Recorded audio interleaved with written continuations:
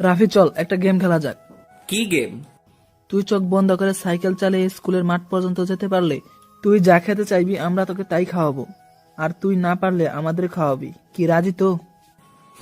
আমি রাজি। রাফি কখনো গেমে হারে না। নিলয় রাফির চোখ রুমাল দিয়ে বেঁধে দে। শালা একটা চিটার, ওকে বিশ্বাস করা যায় না। শালা, অপমান করছিস তো কর, আমি অপমান বোধ করলাম না। নিলয় রুমাল দিয়ে আমার চোখ বেঁধে দিল। আমি সাইকেলে উঠলাম। কিছু দূর আসার পর গাড়ির হরেন বাজছে। এই গ্রামের ছোটখাটো রাস্তায় একটা গাড়ি ঢুকলে পুরো রাস্তা ব্লক হয়ে যায়। একদিকে ধানক্ষেত, অন্যদিকে নদী। আমি কি করব বুঝতে পারছি না। নেমে গেলে বাজিতে হেরে যাব, তাই সোজা চলতেছি। গাড়ির সাথে ধাক্কা খেয়ে পড়ে গেলাম। চোখ থেকে কাপড়টা সরাতেই ঠাস ঠাস ব্যথায় চোখ বন্ধ করে ফেলেছি। আবার চোখ খুলেই পুরাই শকড। আমার সামনে জিন্স প্যান্ট আর টি শার্ট, চোখে সানগ্লাস, পুরোহিতা একটা মেয়ে, দাঁতের উপর দাঁত চাপিয়ে গরুর মতো বড় বড় চোখে আমার দিকে তাকিয়ে আছে। আমি অসহায়ের দৃষ্টিতে তাকিয়ে আছি, ডান হাত বা গালে দিয়ে। চরগুলো ওখানে ধুমধুম করে পড়েছিল।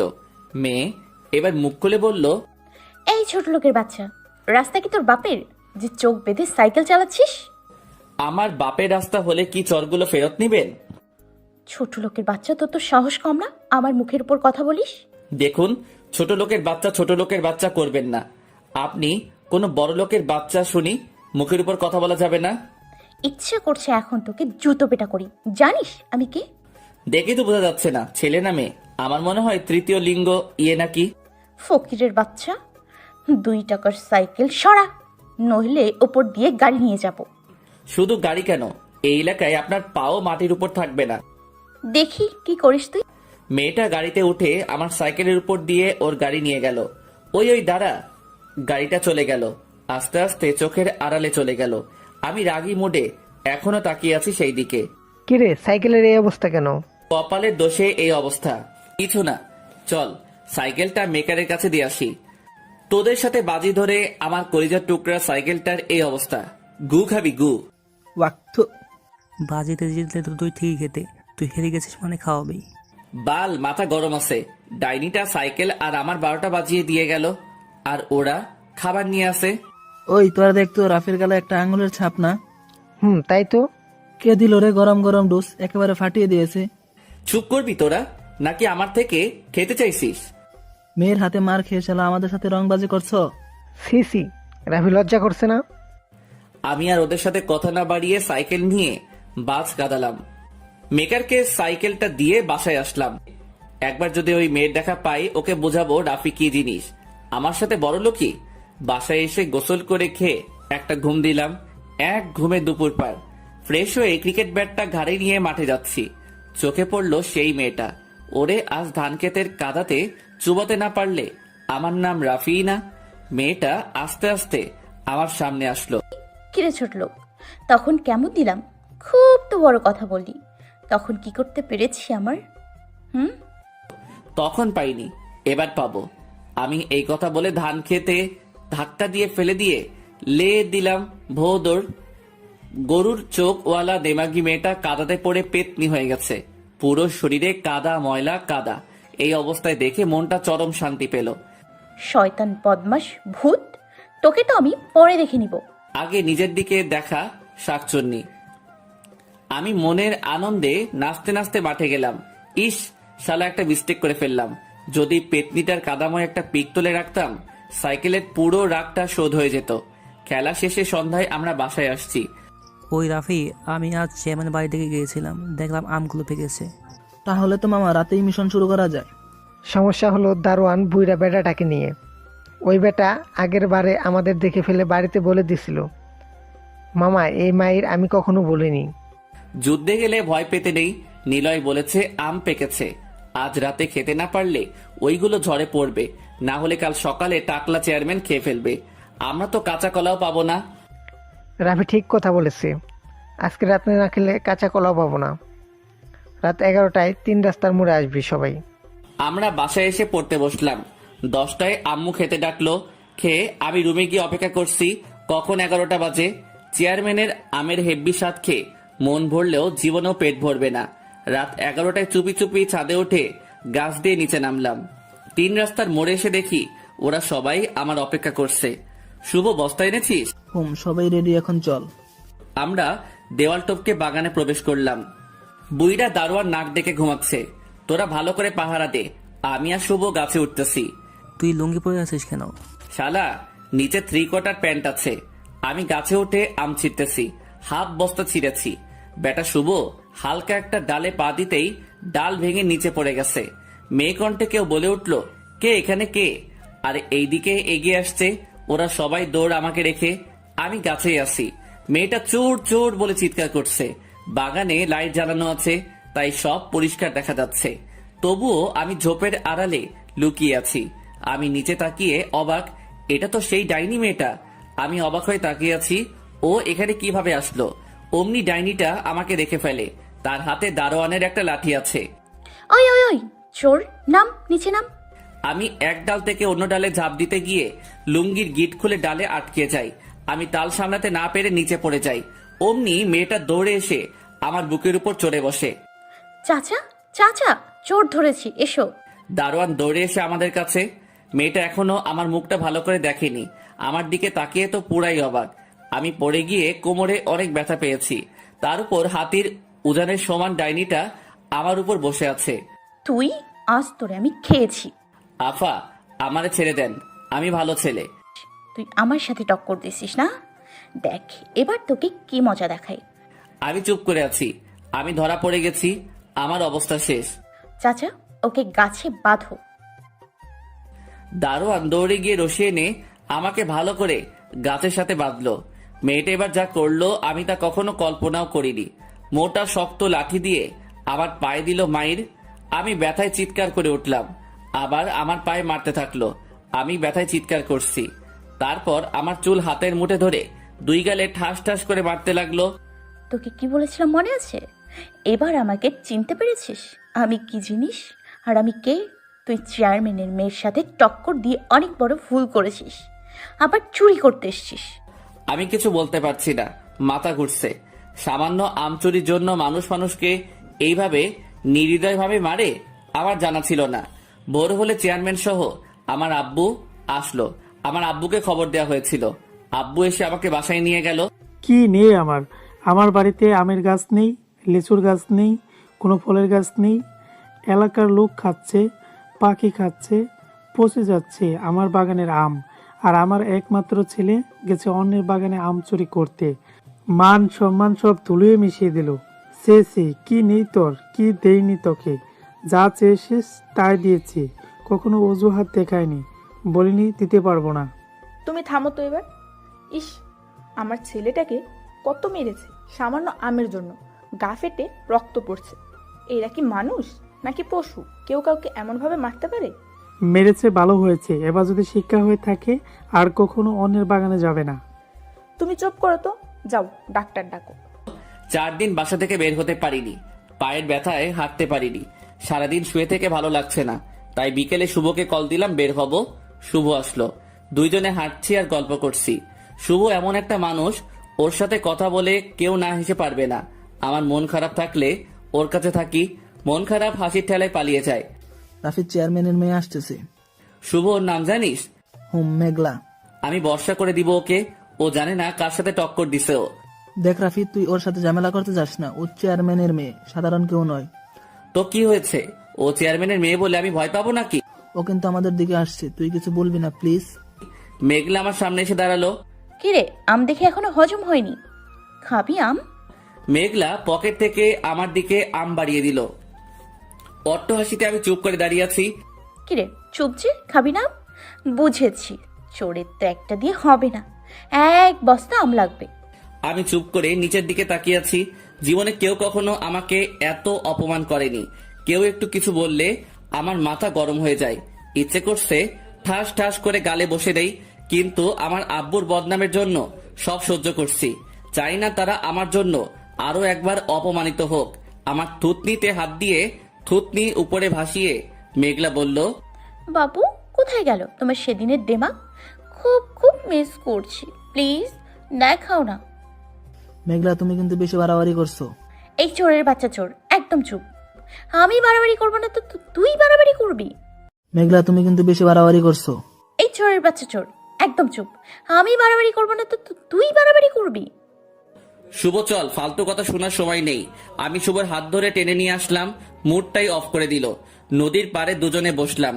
শুভ বকবক করছে আর আমি ভাবছি ওই দেমাগি মেয়েটাকে কিভাবে শাস্তি দেওয়া যায়। ওর অহংকার আমি পায়ের তলায় পিষবো।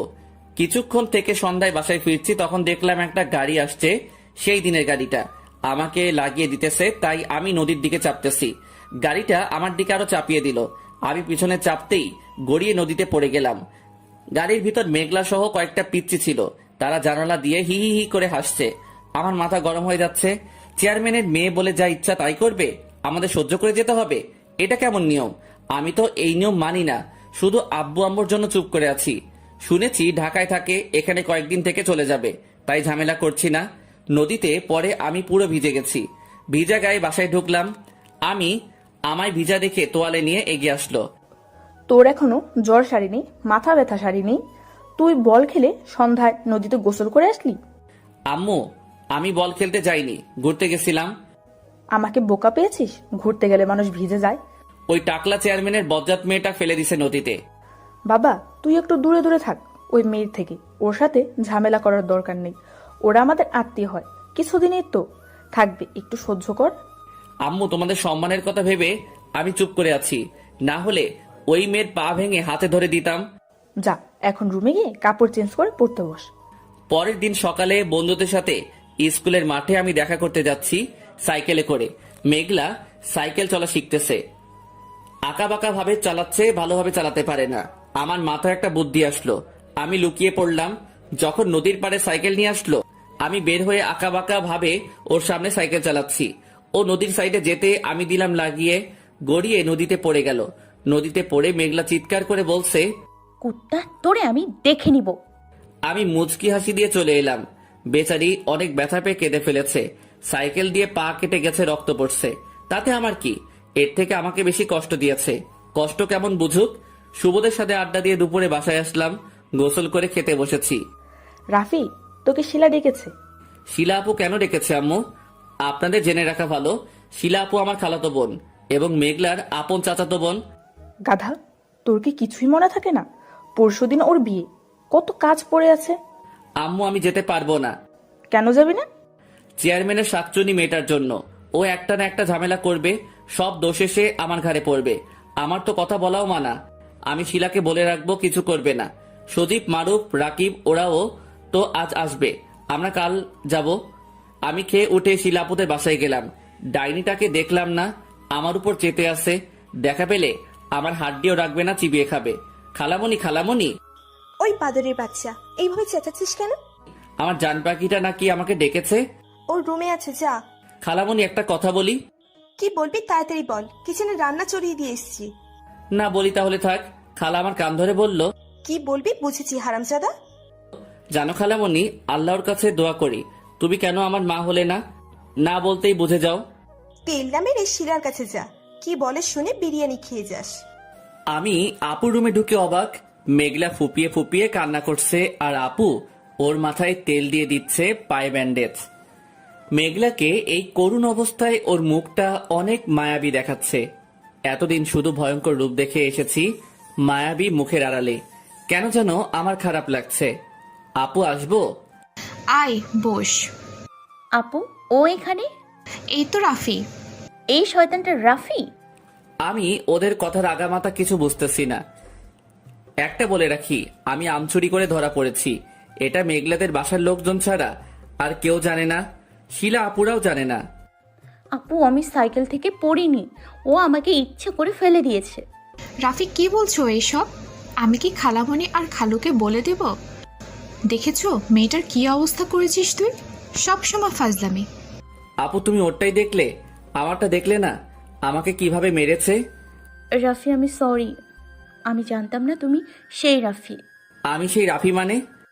সেই রাফি মানে শিলাপুর ভাই। আমি তোমাকে চিনতে পারিনি, তাই এমন ব্যবহার করেছি। তোমার উপর সেদিন খুব রাগ উঠেছিল। আমার তো মাথা ভোবো করে ঘুরছে। এত মিষ্টি কণ্ঠ এতদিন কোথায় ছিল? আপু মনে হয় ওকে মধু খাইয়ে দিয়েছে। থাম তোরা, এখন তোদের পিড়িতে বিয়ের পর করিস। পিরিতি, তাও আবার এই ডাইনি মেয়েটার সাথে? অসম্ভব। কি জন্য ডেকেছো সেটা বলো। খালামণি বিরিয়ানি নিয়ে আমার জন্য অপেক্ষা করছে। রাফি এইভাবে বলছো কেন? আমি কি দেখতে এতটাই খারাপ? এটা কিভাবে সম্ভব? যে মেয়ে আমাকে দু চোখে সহ্য করতে পারে না, সে আবার আমার সাথে এভাবে কথা বলছে। এইসব ভেবে আমার কাজ নেই। আপু, তুমি কি বলবা? কেন ডেকেছো? মেঘলা নাকি তোকে দেখবে, তাই ডেকেছি। আমাকে তো দেখা হলো, এখন আমি যাচ্ছি। আমি ওদের কিছু বলার সুযোগ না দিয়ে সোজা নিচে চলে আসলাম। বিরিয়ানি খাচ্ছি, তখনই আমার সব কাজিনরা চলে আসলো। কিরে, আমাদেরকে ফেলে একা একা খাচ্ছিস? আয় না খা, কে মানা করেছে? ওরাও ফ্রেশ হয়ে আমার সাথে খেতে বসলো। খালামণি আর কাজিনরা আমাকে বাসায় আসতে দিল না। পরশুদিন বিয়ে, অনেক কাজ আছে, সেই কাজগুলো করছি কাজিনরা সহ। রাফি, ওই রাফি, আরে তুই কখন আসলি? অনেক আগে এসেছি। এসেই তোকে দেখলাম, ডাকলাম শুনলি না? আমি শুনিনি। তো কেমন আছিস? রাফি, এইদিকে আসবা, তোমার সাথে কথা আছে। আমি পিছনে তাকিয়ে মেঘলাকে দেখে অবাক। মেয়েটা আমার পিছু নিয়েছে কেন? কি চাই এখন তার? যা বলার এখানে বলুন। এখানে বলা যাবে না, ওইদিকে চলো। আচ্ছা, তোরা কথা বল, আমি গেলাম, পরে কথা হবে। আরে তুই থাক, সমস্যা নেই। আমার কথা না শুনে মিতু চলে গেল। মেঘলা আমাকে এক প্রকার জোর করে আমাকে ফাঁকা একটা রুমে নিয়ে গেল। আমাকে এখানে নিয়ে আসলেন কেন? মেঘলা আমার শার্টের কলার টেনে ধরে ওর ঠোঁটের কাছে নিয়ে আসলো। ওর গরম নিঃশ্বাস আমার উপর পড়ছে। সে বলল, তুমি কোনো মেয়ের সাথে একদম কথা বলবা না। আমার এতটা কাছে কখনো কোনো মেয়ে আসেনি। আমার কেমন কেমন যেন লাগছে। আমি আমার কলার থেকে মেঘলার হাত ঝটকিয়ে দূরত্ব বজায় রেখে বললাম, আমি কথা বললে তাতে আপনার সমস্যা কি? সমস্যা আছে বলেই বললাম। আমি কথা বলতে নিষেধ করেছি, বলবা না মানে বলবা না। আমি কেন আপনার কথা শুনবো? আমি বলেছি তাই। আপনি বললেই শুনতে হবে নাকি? আমি এখন সব মেয়ের সাথে কথা বলবো, আপনি যা ইচ্ছা তাই করেন। আমাকে অবাক করে দিয়ে মেঘলা আমার মাথা ধরে আমার ঠোঁট মুখের ভিতর ঢুকিয়ে ঠোঁটে দাঁত দিয়ে কামড় বসিয়ে দিল। চিৎকার করতেও পারছি না।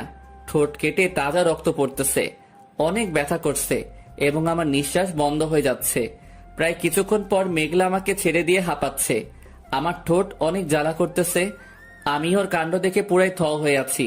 ও আমার কাছে এসে হাতের কোমল আঙ্গুল দিয়ে আমার ঠোঁটে লেগে থাকা রক্তগুলো মুছে দিয়ে কপালে আলতো করে কিস দিয়ে বলল, আমার কথা মনে থাকে যেন, কোনো মেয়ের দিকে তাকাবো না, তাহলে আমার থেকে খারাপ আর কেউ হবে না। বলে মেঘলা রুম থেকে চলে গেল। একটু আগে কি ঘটলো সব যেন আমার মাথার উপর দিয়ে গেল। কি হচ্ছে এসব আমার সাথে? এই মেয়ে আমার কাছে কি চায়? আয়নার সামনে দাঁড়িয়ে দেখি আমার কপালে মেঘলার লিপস্টিকের দাগ আর ঠোঁট চুইয়ে চুইয়ে রক্ত পড়ছে। বাথরুমে গিয়ে মুখ ধুয়ে সবার আড়ালে মুখ ঢেকে বাসা থেকে বের হয়ে দোকানে এসে মাস্ক নিলাম, যেন কেউ ঠোঁটটা দেখতে না পায়। ঠোঁটে স্পষ্ট কামড়ের দাগ বোঝা যাচ্ছে। রাতে সবাই একসাথে খেতে বসেছি। মেঘলা আমার পাশে বসেছে। ওর পা দিয়ে আমার পায়ের উপর সুড়সুড়ি দিতেছে, ওর পায়ের নখ দিয়ে আমার পায়ে গোতা দিতেছে। আমার মেজাজটা গরম হয়ে যাচ্ছে। মাথা ঠান্ডা করে আমি খাওয়া ছেড়ে উঠে আসলাম। খালামণি আমার খেতে ইচ্ছে করছে না বলে আমি রুমে আসলাম। একটু পর আমার কাজিনরা সহ মেঘলা আমার রুমে আসলো। কি ব্যাপার, তোমরা আমার রুমে? ভাইয়া, আমরা সবাই মিলে গেম খেলবো, ছাদে আসো। আমার ভালো লাগছে না, আমি খেলবো না, তোমরা যাও খেলো। রাফি, তুমি না খেললে আমিও খেলবো না। রাফি না খেলে আমরা কেউ খেলবো না। আমার ভালো লাগছে না, যা তো তোরা। দেখি কি হয়েছে, জ্বর আসছে কিনা। বলে মেঘলা আমার কপালে হাত দিল। না, জ্বর তো নেই। রাফি চলো তো, তোমাকে ছাড়া গেমস মজাই হয় না। ওদের সাথে ছাদে এসে দেখি সব আত্মীয় স্বজন এসেছে। আমার খালা, 7 জন মামা, 3 জন তাদের সব ছেলে মেয়েরা এসেছে। আবার আপুর ফুফাতো ভাই বোন, মানে সব কাজিন। এখন যেহেতু রাত, সময় কাটছে না, তাই সময় পার করার জন্য অনুষ্ঠান করছে। এটা সজীব, মিতু, শিলা, আপু আর মেঘলার প্ল্যান। সজীব সবার মাঝে দাঁড়িয়ে বলল, আমরা একটা গেম খেলবো লটারির মাধ্যমে। এই ডুঙ্গায় লটারি আছে, আমরা মিউজিক ছেড়ে দেব, ডুঙ্গা সবার হাতে হাতে যাবে। যার কাছে গিয়ে মিউজিক থামবে সে ডুঙ্গায় হাত ঢুকে একটা কাগজ তুলবে, এতে যা লেখা থাকবে তাকে সেটা করতে হবে। আমি এইসবের মধ্যে নেই, যদি নাচতে বলা থাকে আমি পারবো না। প্লিজ আপু থাকো না, একটু নাচ করলে তোমার সকালের জগিংটা হয়ে গেল। তাহলে শুরু করা যাক। আগে কোথা থেকে শুরু করি? আগে শিলা আপুকে দিয়ে শুরু করো, যেহেতু আপুর জন্য আয়োজন। ওকে, ডান। মিউজিক অন করা হলো। আগে শিলা আপুকে দিয়ে শুরু হলো। আমার ফাটা কপালের কাছে আসতেই মিউজিক বন্ধ হয়ে গেল। আমি ঢোঙায় হাত দিয়ে কাগজ তুললাম। সজীব এসে কেড়ে নিল। রাফি গান গাইবে। আমি গাইতে পারি না। সবাই বলে উঠলো, এটা বললে তো হবে না। উপায় নেই, গাইতে শুরু করলাম। আমার সোনার বাংলা, আমি তোমায় ভালোবাসি, চিরদিন মরে যাব, আমি তোমায় ভালোবাসি। অন্যদিকে সবাই হাসতে হাসতে শেষ, আমি বসে পড়লাম। আবার মিউজিক অন করা হলো। সবার হাতে হাতে ঢোঙা চলতে চলতে মেঘলার হাতে এসে মিউজিক বন্ধ হলো। ও চোখ বন্ধ করে ঢোঙার ভিতরে হাত দিয়ে একটা কাগজ খুললো। সজীব দৌড়ে এসে ওর হাত থেকে কাগজটা নিল। আপু, আপনার নাম কি? মেঘলা চৌধুরী। মেঘলা চৌধুরী পেয়েছেন। মন খুলে মনের কথাগুলো বলতে হবে, যাকে আপনি ভালোবাসেন। যদি কেউ ভালোবাসার মানুষ না থাকে, তাহলে আপনি ভালোবাসার মানুষ হিসেবে কেমন মানুষ চান? অথবা আপনার ভালোবাসার মানুষকে ঘিরে স্বপ্ন? আমি একজনকে সেই ছোট্ট থেকে অনেক ভালোবাসি। তখন হয়তো ভালোবাসার মানেটা বুঝতাম না, কিন্তু তাকে ছাড়া কিছু ভালো লাগতো না। যখন আমি ছোট ছিলাম তখন এই গ্রামে থাকতাম, এখানকার স্কুলে পড়তাম। আমার একটা দুষ্টু বন্ধু ছিল। আম্মু আমার চুল সুন্দর করে আছড়ে স্কুলে পাঠিয়ে দিত, আর বাদরটা চুলগুলো এলোমেলো করে দিত। আমি ওরে মারতাম, খামছে নিতাম হাতের নখ দিয়ে। অনেক ঝগড়া করতাম, আবার এক হতাম। ওই দিনগুলো সবই স্মৃতি, হয়তো ভুলে গেছে আমাকে। অনেক বছর পর দেখা হয়ে তাকে চিনতে না পারায় অনেক কষ্ট দিয়ে ফেলেছি, অপমান করেছি। হয়তো সে কখনো আমাকে ক্ষমা করবে না, আর কখনো বুঝবেও না আমি তাকে কতটা ভালোবাসি। এই কথাগুলো বলে মেঘলা বসে পড়ল। আবার গেম চলতে থাকলো, কিন্তু আমি মেঘলার কথাগুলো ভুলতে পারছি না। ও কি বললো এইসব? ওই সেই ওর ছোটবেলার বাদরটা তো আমি। আমারও ওর কথা মনে ছিল না, ওকে চিনতেও পারিনি। ক্লাস 4র্থ শ্রেণীতে ও ঢাকায় চলে যায়, আর দেখা নেই কথা নেই। আমি ভুলে গেছি ওর মনে আছে। ও কি আমাকে ভালোবাসে? পরের দিন আমি ঘুম ভেঙে বুকের ভিতর ভারী কিছু অনুভব করছি। চোখ খুলে, চোখ তো আমার কলা গাছ। মেঘলা আমার উপর শুয়ে আছে। ওর মায়াবী মুখটা দেখেই বুকটা কেঁপে উঠল। ওই মায়াবী মুখের দিকে তাকিয়ে আমি হাজারবার মরতেও পারি। এই এই উঠুন। কি হয়েছে, ডাকছো কেন? উঠেন, কেউ দেখলে ঝামেলা হবে। দেখলে দেখুক, তাতে আমাদের কি? আমি ঝটকে ওকে আমার বুকের উপর থেকে ফেলে দিলাম। কি সমস্যা আপনার? এমন করছেন কেন? কি চান আপনি? তুমি কি এখনো বুঝতে পারছো না আমি তোমাকে চাই? না, বুঝি না। আমি আপনাকে চাই না। আপনারা বড় লোক আর আমরা চোর ছোট লোক। দয়া করে আর বিরক্ত করবেন না। কেউ দেখে ফেললে আপনার কিছু হবে না, কিন্তু আমাদের অনেক ক্ষতি হবে। মেঘলাকে আর কিছু বলতে না দিয়ে আমি ওয়াশরুমে চলে গেলাম। ভিতরে গিয়ে ভাবছি মেয়েটার সাথে এইভাবে কথা বলাটা ঠিক হয়নি। আমিও তো ওকে পছন্দ করা শুরু করে দিয়েছি।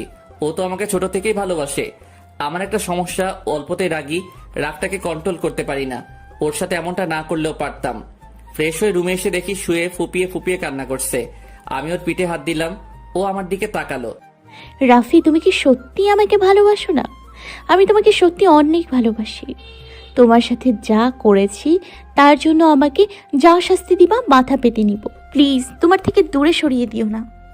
এটা হয় না মেঘলা, আমি তোমাকে ভালোবাসি না। আমার কি দেখে ভালোবাসো না রাফি? প্লিজ প্লিজ বলো, তুমি যা বলবো আমি তাই করব।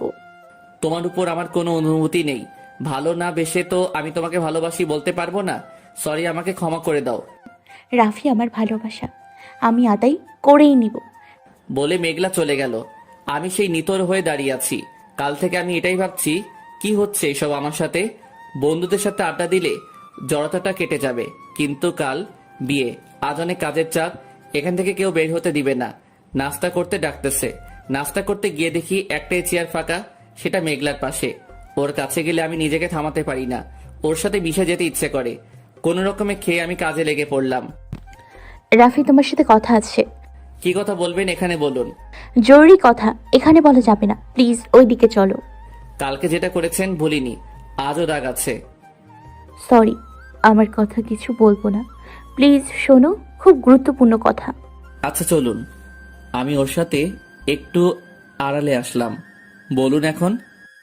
তোমাকে এই বিয়েটা বন্ধ করতে হবে। মানে কি? কেন ভাঙবো আমি বিয়ে? আপু অন্য কাউকে ভালোবাসে। কি বলছেন এইসব? আমি বিশ্বাস করি না। আমি আপুর বিছানা গোছাতে এটা পেয়েছি, পরে দেখো। আমি মেঘলার হাত থেকে মোড়ানো কাগজটা নিয়ে পড়তে লাগলাম। তোমাকে আমি একান্তই নিজের করে চাই। শরীরটা দূরে দূরে হোক, না হয় মনটা একশোটায় বাঁধা হোক পাশাপাশি। পৃথিবীর সবাই আমাকে দূরে ছড়ে দিক, তুই শুধু বুকে জড়িয়ে নাও। তোমাকে কেউ না জানুক, কেউ না ভাবুক, কেউ ভালো না বাসুক, শুধু আমি ভালোবাসতে চাই। আমি ভাবতে ভাবতে ক্লান্ত। তোমার একটু দূরত্বে কেন আমি পাগল পাগল হয়ে যাই, একটু সঙ্গতায় পুনরায় জীবিত হয়ে যাই। আমার খুব ইচ্ছে তোমার হাতের আঙুলের ফাঁকে আমার হাতের আঙুল ঢুকিয়ে হাতটি ধরে স্বপ্নের পথে চলতে চলতে দুজনে বুড়াবুড়ি হয়ে যাই। আমার চোখের পলকে, মনের ঝলকে তুমি, শুধু তুমি। তোমার পাশাপাশি দাঁড়িয়েও হাত ধরার অধিকারটা নেই, নাই থাক অধিকার। তুমিও আমাকে ভালোবাসো। এমন যদি হতো আজ অন্য কেউ চিরদিনের জন্য আমার হাত ধরে তোমার থেকে হয়তো বেশি দূরে নিয়ে যাবে না। যে শিকল পরাবে সেটাও তো কখনো ছিঁড়তে পারবো না। আজ আমার বিয়ে, জানি তুমি নাচতে নাচতে বিয়ে খেতে আসবে, আনন্দ করবে অন্যদের মতো। আমি সেটা সহ্য করতে পারবো না। আমি তোমাকে দাওয়াত দিতে চাইনি, সবাইকে দিয়েছি। তোমাকে না দিলে কষ্ট পাবে ভীষণ। এটা তো জানো না তোমাকে কতটা ভালোবাসি। কখনো বুঝতেই দেইনি ভালোবাসি হারিয়ে ফেলার ভয়। তবুও তো হারিয়ে ফেললাম। হারিয়ে যেহেতু ফেললাম, আজ বলতে কোনো ভয় নেই। I love you Rahan. তুমি এটা পড়ছো জেনে আমার বুকের মাঝে যে বিশাল পাথরটা আছে গলে যাবে। তোমাকে দেখলে আমি কবুল বলতে পারবো না, তাই তুমি আসবে না। পথ চলার পথে তোমার আবার দেখা হয়ে যাবে। সেই দিনও কি তোমার হাতটা ধরতে আমার ইচ্ছে করবে? নাকি আমি বদলে যাব? নাকি মুজে যাবে তুমি? রোহান, আমি পারবো না অন্য কারো হতে। আমি ভালোবাসা বলতে তোমাকে বুঝি। আমি তোমার বউ হব বলে কত স্বপ্ন দেখে এসেছি। সেই রাত জাগা স্বপ্নগুলো আমাকে শান্তি দিচ্ছে না। আমি যা করতে চাচ্ছি তা কেউ নির্বোধের মতো কাজ করে না। মানুষ তখনই মরতে চায় যখন তার কাছে থাকাটা অকারণ হয়ে যায়। আমি আর পারলাম না। মেঘলা আপু কোথায়? আপু নিচে আছে। অনেক দেরি হয়ে গেছে, জানি না আপু কি করেছে কিনা। কিছু করে না থাকলে তার আগে আমাকে থামাতে হবে। রাফি, কিন্তু কিভাবে? আমি দেখছি কি করা যায়। তুমি শুধু আপুর সাথে থেকো, একটুর জন্য চোখের আড়াল হতে দিবা না ওকে। আপুকে বলবা না আমরা কাগজটা পেয়েছি। আচ্ছা ঠিক আছে। আপুর বান্ধবী রিমি আপু এসেছে। রিমি আপুকে খুঁজে বের করলাম। আপুর থেকে রোহান ভাইয়ার নাম্বারটা নিলাম। রোহান ভাইয়া হলো শিলা আপু ও রিমি আপুর বেস্ট ফ্রেন্ড। আমি একটু আগ পর্যন্ত বেস্ট ফ্রেন্ড হিসেবে জানতাম। রোহান ভাইয়াকে কল দিলাম, ফোন বন্ধ। অনেকবার ট্রাই করার পর বন্ধ থাকায় আমি রোহান ভাইয়ার বাসার অ্যাড্রেস নিয়ে ভাইয়ার বাসায় চলে যাই। বাসায় গিয়ে জানতে পারি ভাইয়া কয়েকদিন থেকে রুম থেকে বের হচ্ছে না, কিছু খাচ্ছে না, সবার সাথে কড়া মেজাজে কথা বলছে। আমি ভাইয়ার রুমে চলে গেলাম। ভাইয়া আসতে পারি? আসো। আপনি কি শিলা আপুকে ভালোবাসেন? না কেন? ওকে তো আমি সেদিন বলেই দিচ্ছি আমি ওকে ভালোবাসি না, আবার কেন তোমাকে পাঠিয়েছে? ভাইয়া আপনি আপুকে ভালোবাসেন না তাই তো? কতবার বলবো ওকে আমি ভালোবাসি না। ও বড় লোক, আমরা মধ্যবিত্ত, আমাদের ভালোবাসতে নেই। আমাদের ভাগ্যে শুধু ভালোবাসার নামটার বিয়ে খাওয়া আছে, বিয়ে করার যোগ্যতা নেই। আপু আর পৃথিবীতে নেই। এই নিন আপনার জন্য রেখে যাওয়া তার শেষ কথা। ভাইয়া চিঠিটা পড়ে কাঁদতে লাগলো। আমি তোমাকে ভালোবাসি শিলা, অনেক বেশি ভালোবাসি। মধ্যবিত্ত হয়ে যে জন্মেছি, তোমাকে পেতে হলে আমার কোটি টাকা থাকতে হবে, তাই তোমাকে এড়িয়ে চলেছি, বুঝতে দেয়নি ভালোবাসি। আজ তুমি কি করলা এটা? ভাইয়া আপুকে শেষবারের মতো দেখবেন না? চলুন আমার সাথে। ভাইয়াকে বাইকে করে আমার সাথে নিয়ে আসলাম। ভাইয়াকে বললাম বাইরে থাকতে, বাসার সবাই তার উপর ক্ষেপে আছে। আমি বাসায় গেলাম, সোজা আপুর রুমে গেলাম। আপু রোহান ভাইয়া তোমার জন্য বাইরে অপেক্ষা করছে, যাও কথা বলো, সে তোমাকে অনেক ভালোবাসে। মানে কি রাফি, কি বলছো এইসব? মেঘলা আপুকে নিয়ে বাইরে গেল। আমি খালামণি খালুকে বোঝালাম মনের সুখই শ্রেষ্ঠ সুখ। আপু আর রোহান ভাইয়ার বিয়ে হবে কাল। রাফি, আসলেই তুমি অনেক ভালো। আপুর ভালোবাসাটা পূর্ণ করে দিলাম। কি হুম? কিছু না বলে আমি চলে আসলাম। মেঘলাকে আমি ভালোবেসে ফেলেছি, কিন্তু আমি তো বাস্তবতা বুঝি। খালুর মতো ওর মেঘলার বাবা না। আর মেঘলা যে সামান্য আমচুরিতে নির্দয় ভাবে কাউকে মারতে পারে, সে কখনো কাউকে ভালোবাসতে পারে না। তাই আমি ওর থেকে দূরে থাকার চেষ্টা করছি। বিয়ের দিন মেঘলা কালো শাড়ি পরেছে। কালো শাড়িতে একদম হুড়পড়ির মতো সুন্দর লাগছিল। চোখ ফেরাতে পারছি না, ড্যাব ড্যাব করে তাকিয়ে আছি। কি দেখো? কিছু না। এখানে মিথ্যে বলার কি আছে? আমাকেই তো দেখছিলাম। কে বলছে আমি তোমাকে দেখছিলাম? মিমকে দেখো, ওকে নীল শাড়ি আর নীল চুড়িতে দারুণ লাগছে। তোকে বলছি না অন্য কোনো মেয়ের দিকে তাকাবি না? আমি মিমের কাছে গেলাম, জানিস তোকে বউ বউ লাগছে। আমি মিমকে বললাম, মেঘলাকে রাগানোর জন্য বললাম, সত্যি? সত্যি সত্যি 3 সত্যি। এমন সময় মেঘলা এক বালতি পানি এনে মিমের গায়ে ঢেলে দেয়। আমি সহ সবাই অবাক। এই তুমি এটা কি করলে? এখন তো ভেজা কাকের মতো লাগছে। ফালতু একটা। মিম তো ঠান্ডায় কাঁপছে থরথর করে মেঘলাকে আরো বেশি জানানোর জন্য। মিমকে কোলে করে রুমে নিয়ে আসলাম। বিয়ে শেষ হয়ে গেল। পরের দিন একে একে সব আত্মীয় স্বজনরা চলে গেল। আমিও বাসায় চলে আসলাম। অনেকদিন বন্ধুদের সাথে আড্ডা দেওয়া হয় না। আড্ডা দিতে গেলাম। আড্ডা দিয়ে বাসায় আসছি, রাস্তায় মেঘলাদের সাথে দেখা। রাফি কেমন আছো? ভালো। আমি আর কিছু না বলে চলে আসছি। রাফি দাঁড়াও। কালকে বলেন, আমার আজকে সময় নেই। নিজেকে তুই কি মনে করিস? নায়ক আলু অর্জুন? হ্যাঁ, নায়ক রামচরণ? তুই তো একটা ছোট লোকের বাচ্চা হয়ে আমাকে ভাব দেখাস। আর কিছু বলবেন? আর কিছু বলবো না, করব। তোর ভাবে আজ আমি আগুন জ্বালাবো। মেঘলা শেষ করা মাত্রই নিজের জামা ছিঁড়ে আমাকে জড়িয়ে ধরে চিৎকার করছে, কে আছো বাঁচাও। জোরে জোরে কান্না করছে। নিজের হাতের আঙুল দিয়ে নিজের হাতের গালে দাগ বসে দিয়ে আমার হাতেও দাগ বসে দিল। মেঘলার কাণ্ড দেখে আমি অবাক। আমি ওর মুখ চিপে ধরলাম হাত দিয়ে। এই কি করছে এইসব? চুপ করো, প্লিজ ছাড়ো আমাকে। মেঘলা আরো বেশি চিৎকার করছে। আশেপাশের লোক চলে আসলো আর সবাই আমাকে মারতে শুরু করলো। আমি সবাইকে বললাম আমি কিছু করিনি। কেউ আমার কথা শুনলো না। মায়ের আঘাতে আমার চোখে পানি চলে আসছে। একজন লাঠি দিয়ে মাথায় মাইর দিল। আমি ব্যথায় চিৎকার করে উঠলাম। চারদিকটা ঘুরছে, ঝাপসা ঝাপসা দেখছি। এরপর আর আমার কিছু মনে নেই।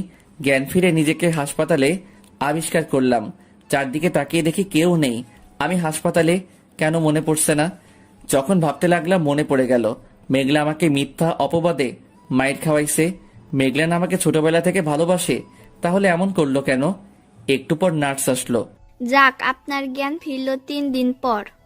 3 দিনে কেউ আপনার খোঁজ করতে আসেনি। নার্সের কথায় আমি খুব অবাক হলাম। 3 দিন থেকে আমি হাসপাতালে আছি, অথচ আমার বাসা থেকে কেউ আমার খোঁজ করতে আসেনি। কি বলছেন এসব? আমাকে এখানে কে নিয়ে এসেছে? একটা মেয়ে আপনাকে ভর্তি করে দিয়ে গেছে আর আসেনি। এই 3 দিনে রুহি ম্যাম আপনার অনেক সেবা করেছে। আমি ডাক্তার ম্যামকে ডাকছি। নার্স ডাক্তার ম্যামকে ডাকতে লাগলো। কি আজব না দুনিয়াটা। আপন মানুষদের খোঁজ নেই, অথচ যার সাথে কোনো সম্পর্ক নেই আমাকে যে চিনে না জানে না আমার সেবা করে আসছে। আমি গভীর আগ্রহে সেই মহান ব্যক্তিকে দেখার জন্য দরজার দিকে তাকিয়ে আছি। মাথাটা প্রচন্ড ব্যথা করছে। নার্সের সাথে একজন প্রবেশ করলো। মেয়ে বলছি না, কারণ আমার থেকে 5-6 বছরের বড় হবে। মহিলাও তো বলা যায় না, আপু তো বলা যায়। ডাক্তার নিয়ে আপু আমার কাছে এসে বলল, এখন কেমন লাগছে তোমার? মাথা ব্যথা করছে একটু একটু। মাথায় অনেক আঘাত পেয়েছো এবং রক্তক্ষরণে তোমার মাথা ব্যথা করছে। মেডিসিন খেলে ঠিক হবে। তোমার কি কেউ নেই? কি বলা উচিত আমার? বুকটা ধুপ করে উঠে কলিজা ছিঁড়ে চোখ দিয়ে পানি চলে আসলো। বুঝেছি। কোথায় থাকো তুমি? তুমি রেস্ট নাও। 3 দিন থেকে তো তোমার ভিতরে কিছু চাইনি। আমি খাবার নিয়ে আসছি। ডাক্তার নিয়ে আপুর সাথে করে টিফিন নিয়ে আসলো। নিজের জন্য বোধহয় বাসা থেকে রেঁধে নিয়ে এসেছিল। আমার প্রিয় দেশি মুরগির মাংসের ঘ্রাণ পাচ্ছি। আমার হাতে পায়ে ব্যান্ডেজ, নিজের হাতে খেতে পারবো না। উনি নিজের হাতে আমাকে খাইয়ে দিল। আম্মুর কথা ভীষণ মনে পড়ছে। আম্মুর কি আমার কথা মনে পড়ছে না? আব্বু যা কঠিন মানুষ, আমাকে বাসায় যেতে দিবে না। ওই ছলনাময়ী মেয়েটা যা বলেছে সবাই তা বিশ্বাস করেছে। কি ভাবছো নাও? আপনি আমাকে চিনেন না, জানেন না, তবু নিজের আপন ভাইয়ের মতো খাইয়ে দিচ্ছেন। আমার রক্তের সম্পর্কের আপন মানুষগুলো আমার একবারও খোঁজ নিল না। ভাই, আগে খেয়ে নাও। বেশি কথা বলা যাবে না তোমার। সুস্থ হওয়া আগে, তারপর তোমার সব কথা শুনবো। ওকে। তোমার নাম কি ভাই? রাফি। রাফি, মেডিসিনটা খেয়ে নাও।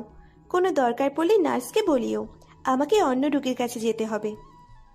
আমার সুস্থ হতে পুরো 4 দিন লাগলো। এখনো পুরোপুরি সুস্থ না আমি। খুব জানার ইচ্ছে আমাকে কোন মেয়ে হাসপাতালে দিয়ে গেছে। আমি ঢাকা হাসপাতালে আছি। এত দূরে কিভাবে আসলাম? রংপুরের একটা গ্রাম থেকে কিভাবে আসলাম ঢাকায়? মাথা ঘুরাচ্ছে। তখনই ডাক্তার নিয়ে আপু আসলো।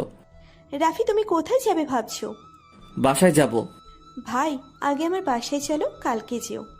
আপুর অনেক অনুরোধে আপুর বাসায় গেলাম। আপুকে সবটাই খুলে বলেছি।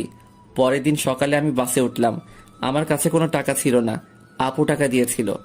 আপুকে যত দেখি তত ভাবি রক্তের সম্পর্ক না থেকে মানুষ মানুষকে কতটা ভালোবাসতে পারে। আপুর দেখা না পেলে আমি মানুষ জাতিটাকেই ঘৃণা করতাম। এটা তো বুঝতে পারছি সব মানুষ এক না। রাত 8টায় রংপুরে পৌঁছালাম। 10টায় রাতে গ্রামে পৌঁছে গেলাম। বাসার গেটে গিয়ে নক করতেই আম্মু দরজা খুলে আমাকে দেখে জড়িয়ে ধরে হাউমাউ করে কেঁদে উঠল। বাবা, এতদিন কই ছিলি তুই? তোকে কত খুঁজেছি। শাহানা, কে এসেছে? আম্মুর নাম শাহানা। এসে দেখে যাও, রাফি এসেছে। শাহানা, ওকে চলে যেতে বলো। এটা ভদ্র মানুষের বাড়ি, কোনো রেপারের জায়গা নেই এখানে। তোমার সাহস হয় কি করে একটা রেসকলার আমার বাসায় ঢুকতে দাও? বলে আব্বু আমাকে ধাক্কা দিয়ে বাসা থেকে বের করে দিয়ে দরজা লাগিয়ে দিল। বিশ্বাস করেন, চোখ দিয়ে পানি পড়ছে না, কিন্তু আমার চিৎকার করে কাঁদতে ইচ্ছে করছে। চোখ দিয়ে পানি ঝরে গ্রামকে সাগর বানাতে ইচ্ছে করছে। অনেকক্ষণ বাসার বাইরে দাঁড়িয়েছিলাম। একটা মেয়ের কথায় সবাই আমাকে ভুল বুঝলো। নিজের জন্মদাতা বাবার মুখে রেপার কথা শুনে বাঁচতে ইচ্ছে করছে না। কিন্তু আমি যদি মরে যাই, রেপার হয়ে মরে যাব। আমাকে বাঁচতে হবে আমার সম্মান আদায় করতে। শুভর বাসায় গেলাম। ওর বাসায় নক করতেই ওর আম্মু দরজা খুলে দিল। আমাকে দেখে তিনিও অপমান করে তাড়িয়ে দিল। গ্রামের কোথাও থাকার আশ্রয়টুকু পেলাম না। ইচ্ছে করছে মেঘলাকে খুন করে ফেলি, কিন্তু ওকে আমি একেবারে মারবো না। যেমন কষ্ট আমি পাচ্ছি, ওকে তেমন ভাবে কষ্ট দিব। হাঁটতে হাঁটতে বাস স্ট্যান্ডে চলে আসলাম। রাতটা কোনো রকমে কেটে সকালে আবার ঢাকার বাসে চললাম। রাতে পৌঁছালাম। 2 দিনে কিছুই খাইনি। আপু যা টাকা দিছে তাতে বাস ভাড়াই শেষ। আর কয়েকটা টাকা আছে, সামান্য কিছু খেয়েছি, কিন্তু পেট কি আর তাতে ভরে? ক্ষুধার জ্বালা কি তা খুব ভালো করে বুঝেছি। বিপদে একটা বন্ধুকেও কাছে পাইনি। আপুর বাসায় গিয়ে নক করতেই আপু দরজা খুলে আমাকে দেখে বলল, ভিতরে আসো। কিছু খাওনি তাই না?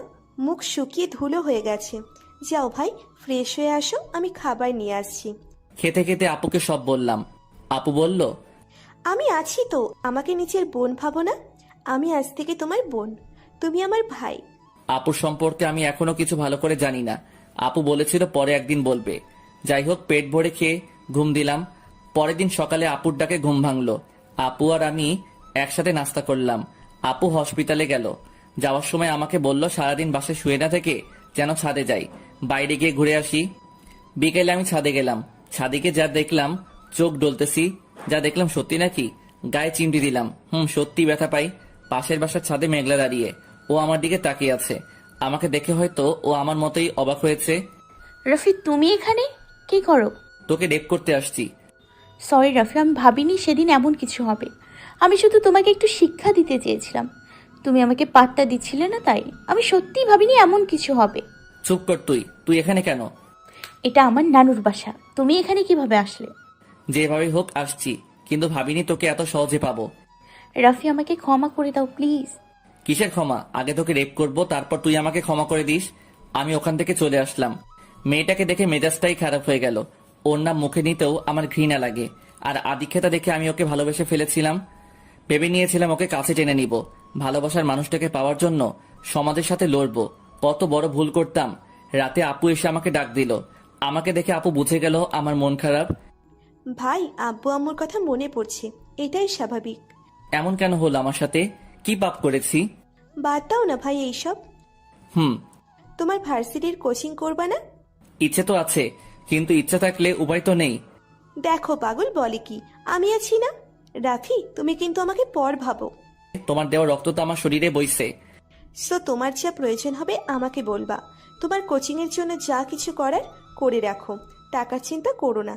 তোমার আপুর কি টাকা পয়সার অভাব আছে? আমার তো তুমি ছাড়া কেউ নেই ভাই। আপু, তোমার আব্বু আম্মু ভাই বোন কেউ কি নেই? বিয়ে করবে না?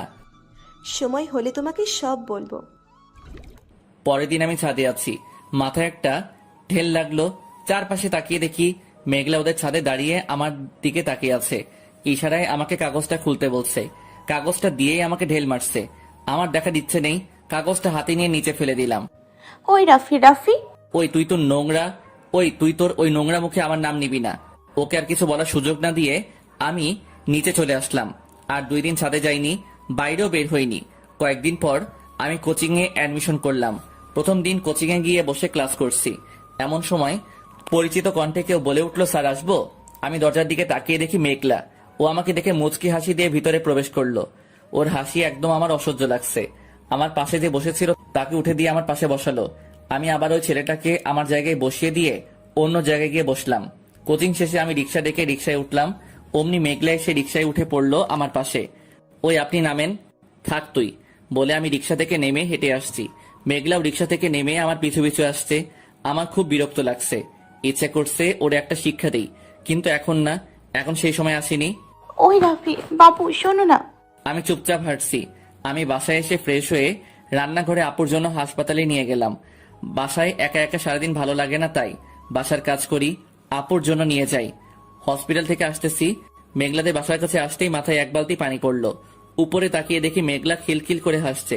আমি কিছু না বলে ভিতরে চলে আসলাম। পরের দিন আমি কোচিং এ বসে আছি। তোমার নাম কি? রাফি, তোমার নাম? অনেক সুন্দর নাম। আমার নাম রিমি। তোমার নামটা অনেক সুন্দর। আমরা কি ফ্রেন্ড হতে পারি? ওকে, ডান ফ্রেন্ড। তাহলে তুই করে কথা বলি। ওই মেয়ে, ওর সাথে কি কথা তোর? তাতে আপনার কি? আমার কি মানে? তুই আমার জিনিসে নজর দিস, আবার আমাকে বলিস আমার কি?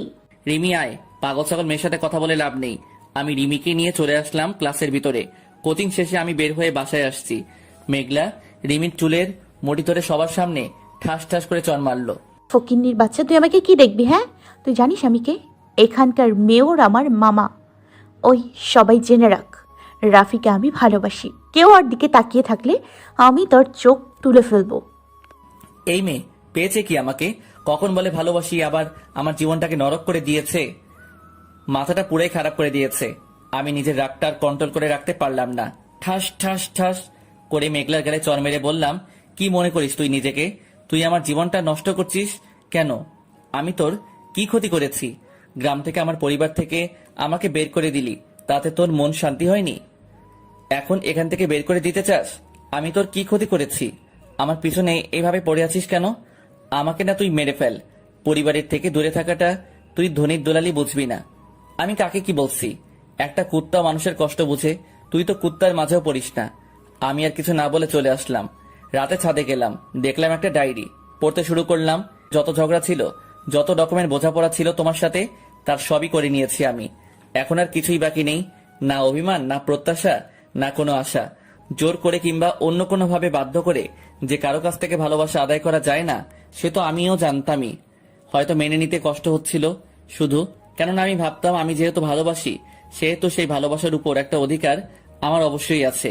সেই অধিকারকে পুঁজি করেই হয়তো বারে বারে তোমাকে অসহ্য যন্ত্রণার মধ্যে ফেলে দিয়েছি। কিন্তু তোমাকে যতটা যন্ত্রণা দিয়েছি, তার শতগুণ আঘাত প্রতি মুহূর্তে আমার নিজেকে ভোগ করতে হয়েছে, যা তুমি জানো না।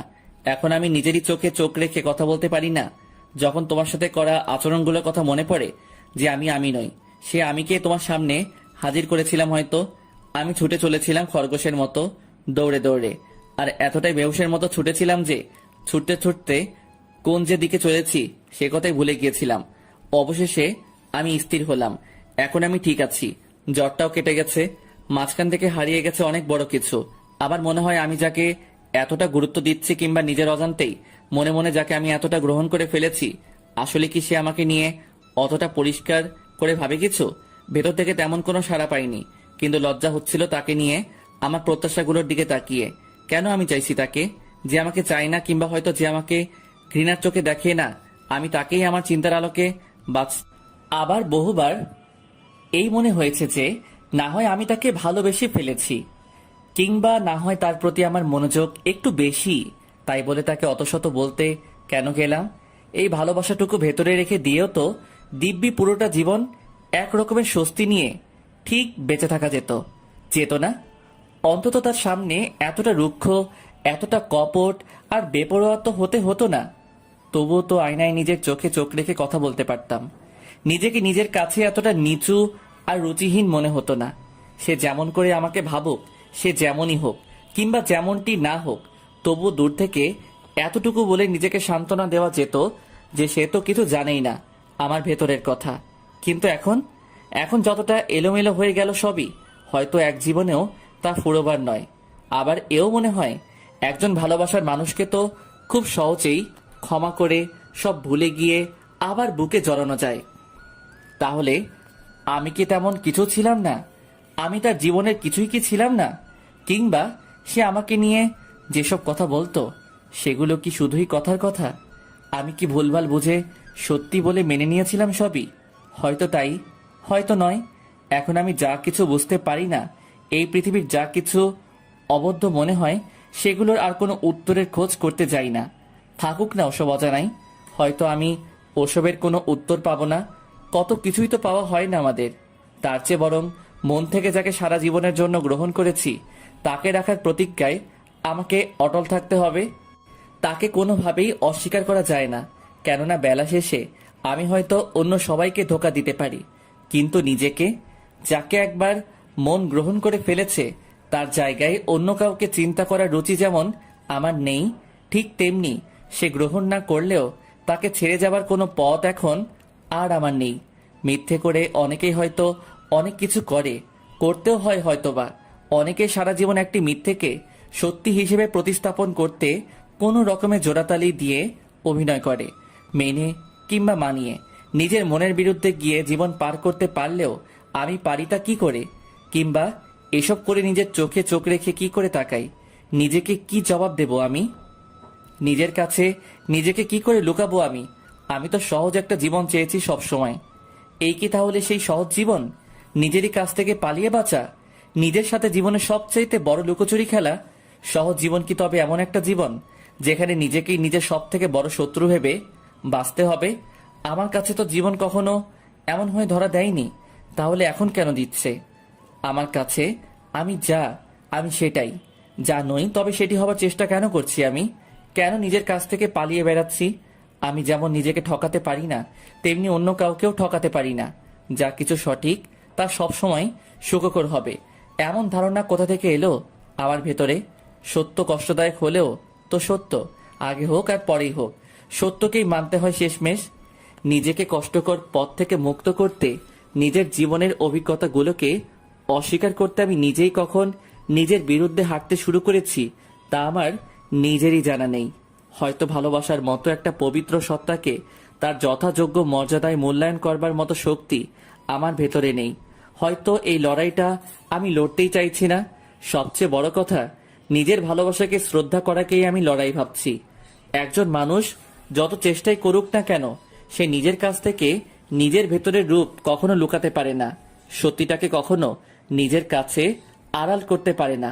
বেশিরভাগ মানুষই হয়তো এই জন্য প্রতি মুহূর্তে নিজের কাছ থেকে পালিয়ে বেড়ায়, ছুটে পালায় নিজের প্রকৃত সত্তার ঘর থেকে। এটা কখনো সহজ জীবন হতে পারে না। সহজ যা কিছু তা কিছু নিজের মাঝে ধারণ করেই আমাকে চলতে হবে, হোক সেটি কষ্টকর, হোক সেটি অগ্নিপথ। তবুও বেলা শেষে নিজেকে দেবার মতো নিজের হাজারো প্রশ্নের উত্তর আমার কাছে থাকবে। আমাকে মিথ্যে করে লোক দেখিয়ে বলতে হবে না যে আমি খুব সুখী একজন মানুষ। কখনো কাউকে মিথ্যে করে যত্ন নিয়ে বলতে হবে না যে বেশ ভালো আছি। বরং আমাকে দেখেই যেন সকলের মনে এই কথাটি আসতে বাধ্য হয় যে আমি বেশ ভালো আছি। আমি তো আমার জীবনটাকে একটা খেলা হিসেবেই মেনেছি, তাহলে হঠাৎ একে লড়াই ভাবতে শুরু করলাম কবে? আপুর ডাক আসলো, তাই ডায়েরিটা ছাদেই লুকিয়ে রাখলাম। ডায়েরিটা আর পড়া হলো না। এতক্ষণ যা পড়লাম তা কিছুই মাথায় ঢোকেনি। ভেবে উঠতে পারছি না কার এটা পর, কাকে নিয়ে। এত কিছু ভেবে আর মাথা নষ্ট না করে আপুর কাছে গেলাম। পরের দিন আমি কোচিংয়ে যাচ্ছি। অমন সময় মেঘলা আমার পাশে আসলো। রাফি বেবি, কেমন আছো? ভালো। বাবুটা মুখটা প্যাঁচার মতো করে রেখেছে কেন? এমন গোমরা মুখে তোমায় প্যাঁচার মতো লাগে, একটু হাসো। আমার মাথা গরম হয়ে যাচ্ছে ওর আদিক্ষেতা দেখে। কিছু না বলে আমি নিজের মতো হাঁটছি। রাফি, তুমি ভালো করেই জানো আমি কারোর অবহেলা সহ্য করতে পারি না। তুমি ছাড়া কেউ কখনো আমাকে অবহেলা করেনি। সেদিন অবহেলা সহ্য করতে না পেরে এমন করেছি। তোমাকে কিভাবে বোঝাবো? তোমাকে আমি সত্যিই ভালোবাসি। আমি আপনার এইসব কথা শুনতে চাই না, প্লিজ স্টপ। এইরকম ভাবে অনেক দিন গেল। কোচিং শেষ, ভর্তি পরীক্ষা দিয়ে ভার্সিটিতে ভর্তি হলাম। এর মধ্যে মেঘলা অনেকবার আমার কাছে এসেছে, আমি ফিরিয়ে দিয়েছি। আব্বু আম্মুর সাথে কখনো কথা হয়নি, দেখাও হয়নি। খুব মিস করি আব্বু আম্মুকে, মিস করি সেই দিনগুলো আর হারানো বন্ধুগুলোকে। ভালো লাগে না শহরের এই বন্দি জীবন। ভার্সিটির ক্যাম্পাসে আমার ফ্রেন্ড শিয়াবের সাথে বসে আড্ডা দিতেছি। হঠাৎ আমার চোখ আটকে গেল মেঘলার দিকে। শাড়ি পরে এসেছে, কালো শাড়িতে। আমি জীবনের ওর উপর সেদিন আপুর বিয়েতে ক্রাশ খেয়েছিলাম, দ্বিতীয়বার খেলাম ভার্সিটিতে। মাঝে মাঝে মন বলে সব ভুলে ওকে বুকের পাঁজরে জড়িয়ে নেই, কিন্তু ভুলতে পারি না সেই দিনটাকে। ওর জন্য আজ আমি পরিবার ছাড়া। আমার আব্বু কারো সামনে মাথা উঁচু করে কথা বলতে পারি না। এটা ভাবতেই আমার মাথায় বুদ্ধি আসলো, প্রতিশোধের রাস্তা চলে আসলো। আমার বাবা মাথা উঁচু করতে পারে না, গ্রামের মানুষ আমাকে থুতু দিয়েছে, আমি ওর বাবার মাথা উঁচু করতে দিব না, ওর মুখে গ্রামের লোক থুতু দিবে। আমি ওর দিকে অপলক তাকিয়ে আছি। মেঘলা আমার দিকে তাকিয়ে একটা মুচকি হাসি দিল। আমি ওর কাছে গেলাম। কি ব্যাপার, আজ তুমি আমার কাছে আসলে? আসতে পারি না, ওকে চলে যাচ্ছি। আমি চলে আসার জন্য এক পা বাড়িয়েছি, মেঘলা আমার হাত ধরে ওর দিকে টান দিল। তুমি তো এতটুকু এসছো, মাঝখানে বিশাল তফাৎ। আমি তোমাকে আরো বেশি কাছে চাই। ছেড়ে দাও, লোকে দেখছে। দেখুক, আমি কাউকে ডরাই না, শুধু তুমি থাকলে আমার চলবে। জানো, কালো শাড়িতে তোমাকে সেদিন বিয়েতে দেখে জীবনের প্রথম ক্রাশ খেয়েছিলাম। এই কালো শাড়িতেই আমার জমানো অভিমান নীলচে মেঘে হারিয়ে অপরন্ত ভালোবাসা পাঠিয়েছে তোমার কাছে। রাফি, আমি স্বপ্ন দেখছি না তো? ওকে প্রমাণ করে দিচ্ছি স্বপ্ন না বাস্তব। এই বলে ওর গালে একটা কিস দিলাম। মেঘলা লজ্জায় মুখ ঢেকে নিল। এই শয়তান, সবার সামনে করলা কেন? স্বপ্নে তো অন্য কেউ দেখলে সমস্যা নেই। আমি এখনো বিশ্বাস করতে পারছি না। রাফি, আজ আমি অনেক অনেক খুশি। চলো ঘুরতে যাব। আজ না কাল। ওকে। আমি মনে মনে বলছি, খুশি না হয়ে কাঁদো। তোর জীবনটাকে এবার আমি নরক দেখাবো, জ্বালাবো, পোড়াবো। রাফি, আই লাভ ইউ জান। I love you too. আমরা দুইজনে একসাথে হেঁটে বাসায় আসলাম, গোসল করে খেয়ে ঘুমিয়ে গেলাম। বিকেলে উঠে ছাদে গিয়ে দেখি মেঘলা দাঁড়িয়ে আছে আকাশের দিকে তাকিয়ে। মহারানী কি কবিতা আবৃত্তি করবে নাকি? মেঘলা আমার দিকে তাকিয়ে মুচকি হেসে বলল, না, পারি না। আমি কবিতা শোনাই। শোনাও। তোমার মেঘলা মেঘলা মন, মেঘলা মেঘলা চোখ, মেঘলা মেঘলা হাসি, মেঘলা মেঘলা প্রেম, মেঘলা মেঘলা তাকিয়ে থাকা, মেঘলা আকাশ পানে আমি সবেই ভালোবাসি। ভালো লেগেছে তোমার আবৃত্তি, কিন্তু কবিতা পারো না, সেটা তো বলবা না। ফাজিল, প্রতিটা লাইনে মেঘলা মেঘলা মেঘলা প্রেম আবার কেমন? আমি জানি না কেমন। আমার কবিতার প্রতিটা লাইনে যেমন তুমি, তেমনি আমার জীবনের প্রতিটা লাইনেই মেঘলা তুমি, শুধু তুমি। পাগল, এতটা ভালোবাসো তাহলে আমাকে এতদিন ফিরিয়ে দিয়েছো কেন? দেখেছি পাগলিটা পাগলটাকে কতটা ভালোবাসে। চলে যাও কি না? ওকে বাই, চলে যাচ্ছি। ওই কই যাও? কোথাও যাব না। এরপর আমাকে একটি কষ্ট দিলে তোকে আমি খুন করে ফেলবো। এইভাবে বললে কিন্তু আমি পালিয়ে যাব। এখনই ঠ্যাং ভেঙে রাখবো। এত ভয় দেখাও কেন বলো তো? রাফি, তোমার ফোন নাম্বারটা? আমি মেঘলাকে ফোন নাম্বার দিয়ে নিচে চলে আসলাম। রুমে বসে ভালো করে ভাবছি প্ল্যানটা, এটা কি ঠিক হবে কি না। ওর জন্য এইরকমই ঠিক হবে। এমন সময় দরজায় কলিং বেলটা বেজে উঠলো। দরজা খুলে দেখি একটা লোক। কাকে চাই? তুমি কে? আমি যেই হই না কেন, আপনি কাকে চান? রুহি আছে বাসায়? না, আপু হসপিটাল থেকে এখনো ফিরেনি। তোমাকে তো চিনলাম না, তুমি কে? আমি আপুর ছোট ভাই। শিলা আসলে ওকে বলবা মামুন এসেছিল। ওকে। একটু পর আপু আসলে আপুকে বললাম মামুন নামে একজন এসেছিল। নামটা শুনে আপুর মুখের রংটা বদলে গেল, হাসি হাসি ভাবটাও কালো মেঘে ছেয়ে গেল। আপু, কি হলো? কিছু না, যাও তুমি ঘুমাও। কিছু তো একটা আছে। যেহেতু আপু বলতে চায় না, তা নিয়ে আর না ভাবাই ভালো। আমি তো তার আশ্রয়িত। পরের দিন ভার্সিটিতে না গিয়ে মেঘলাকে নিয়ে ঘুরলাম। বিকেলবেলা বাসায় আসলাম। এইভাবে আরো 3টা মাস চলে গেল। মেঘলা আমাকে ছাড়া একটা মুহূর্ত থাকতে পারে না। এখন থেকে খেলা শুরু। ঘুম থেকে উঠে দেখি মেঘলা অনেকবার কল দিয়েছে। আমি প্রতিদিনের মতো আজ আর ওকে কল দিলাম না। আপু নতুন বাইক নিয়ে দিয়েছে কাল। বাইক বের করে ভার্সিটিতে গেলাম। ভার্সিটিতে গিয়ে ক্যাম্পাসে বন্ধুদের সাথে আড্ডা দিতেছি বাইকে বসে। গেটের দিকে তাকিয়ে দেখি মেঘলা আসছে। চোখ দুটো লাল হয়ে রেগে গাল ফুলে টমেটোর মতো হয়েছে। আমি না দেখার ভান করে ওদের সাথে আড্ডা দিচ্ছি। রাফি, তোমার ফোন নাম্বারটা? পকেটে। কেন? ফোন বের করে দেখো, কতবার ফোন দিয়েছি। কি সমস্যা, ফোন ধরো না কেন? আর আমাকে রেখে আসছো কেন? সরি, নতুন বাইক পেয়ে খুশির ঠেলায় আগে এসেছি। It's okay. হুম। কি? কিছু না। রাফি, তোমার মন খারাপ? না, আমার ভালো লাগছে না। আমি ক্লাসে গেলাম। মেঘলা অবাক হয়ে আমার দিকে তাকিয়ে আছে। আমাদের ক্লাসে একটা নতুন মেয়ে এসেছে। আমি তার কাছে গিয়ে বসলাম। হাই, আমি রাফি। আমি রিয়া। রিয়া, একটা সত্যি কথা বলি? ওকে, বলো কি বলতে চাও। রিয়া, তোমার নাকটা অনেক ভীষণ সুন্দর। এত সুন্দর নাক কোথায় পেয়েছো? হি হি হি, নাক কি পাওয়া যায় নাকি? পাইছই তো। তোমার নাকের মতো আর কারো নাক নেই। প্রথম কেউ আমার নাকের প্রশংসা করলো। রাফি, হুম। এইদিকে আসো, কথা আছে। পরে বলি। মেঘলা আর কিছু বলল না। ভার্সিটি শেষে আমি বাইক নিয়ে রিয়ার কাছে গেলাম। উঠো, তোমাকে পৌঁছে দেই। না থাক। উঠো তো। রিয়া উঠলো। আমি মেঘলার সামনে দিয়ে আসলাম, দেখেও না দেখার ভান করে। বিকেলে কলিং বেল বাজছে, দরজা খুলে দেখি মেঘলা। কি ব্যাপার তুমি? আমি আসলে কি কোনো সমস্যা, নাকি ওই ডাইনি মেয়েটা আছে? ও ডাইনি না, ওর নাম রিয়া। রাফি, তুমি এমন করছো কেন আমার সাথে? কেমন করছি আমি? আমাকে ইগনোর করছো। তুমি আমাকে ভুল বলছো মেঘলা। একটা মেয়েকে বাইকে ওঠালা, আমাকে তো তোমার নতুন বাইকে ওঠাওনি। তুমি জানো না তোমার সাথে আমি অন্য কাউকে সহ্য করতে পারি না? ও উঠে পড়লো, কিভাবে না করি বলো?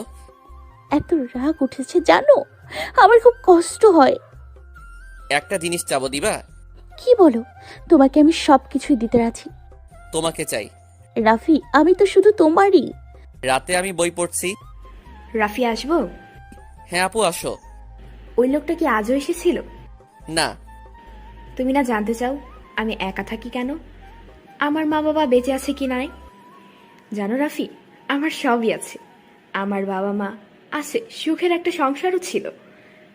কাল লোকটা আসছিল, উনি আমার স্বামী ছিল, এখন নেই। আপু তুমি তাহলে একা থাকো কেন? আমি যখন পড়াশোনা শেষ করে ডাক্তারি করছি, প্রথম দেখাই ও নাকি আমাকে ভালোবেসে ফেলে।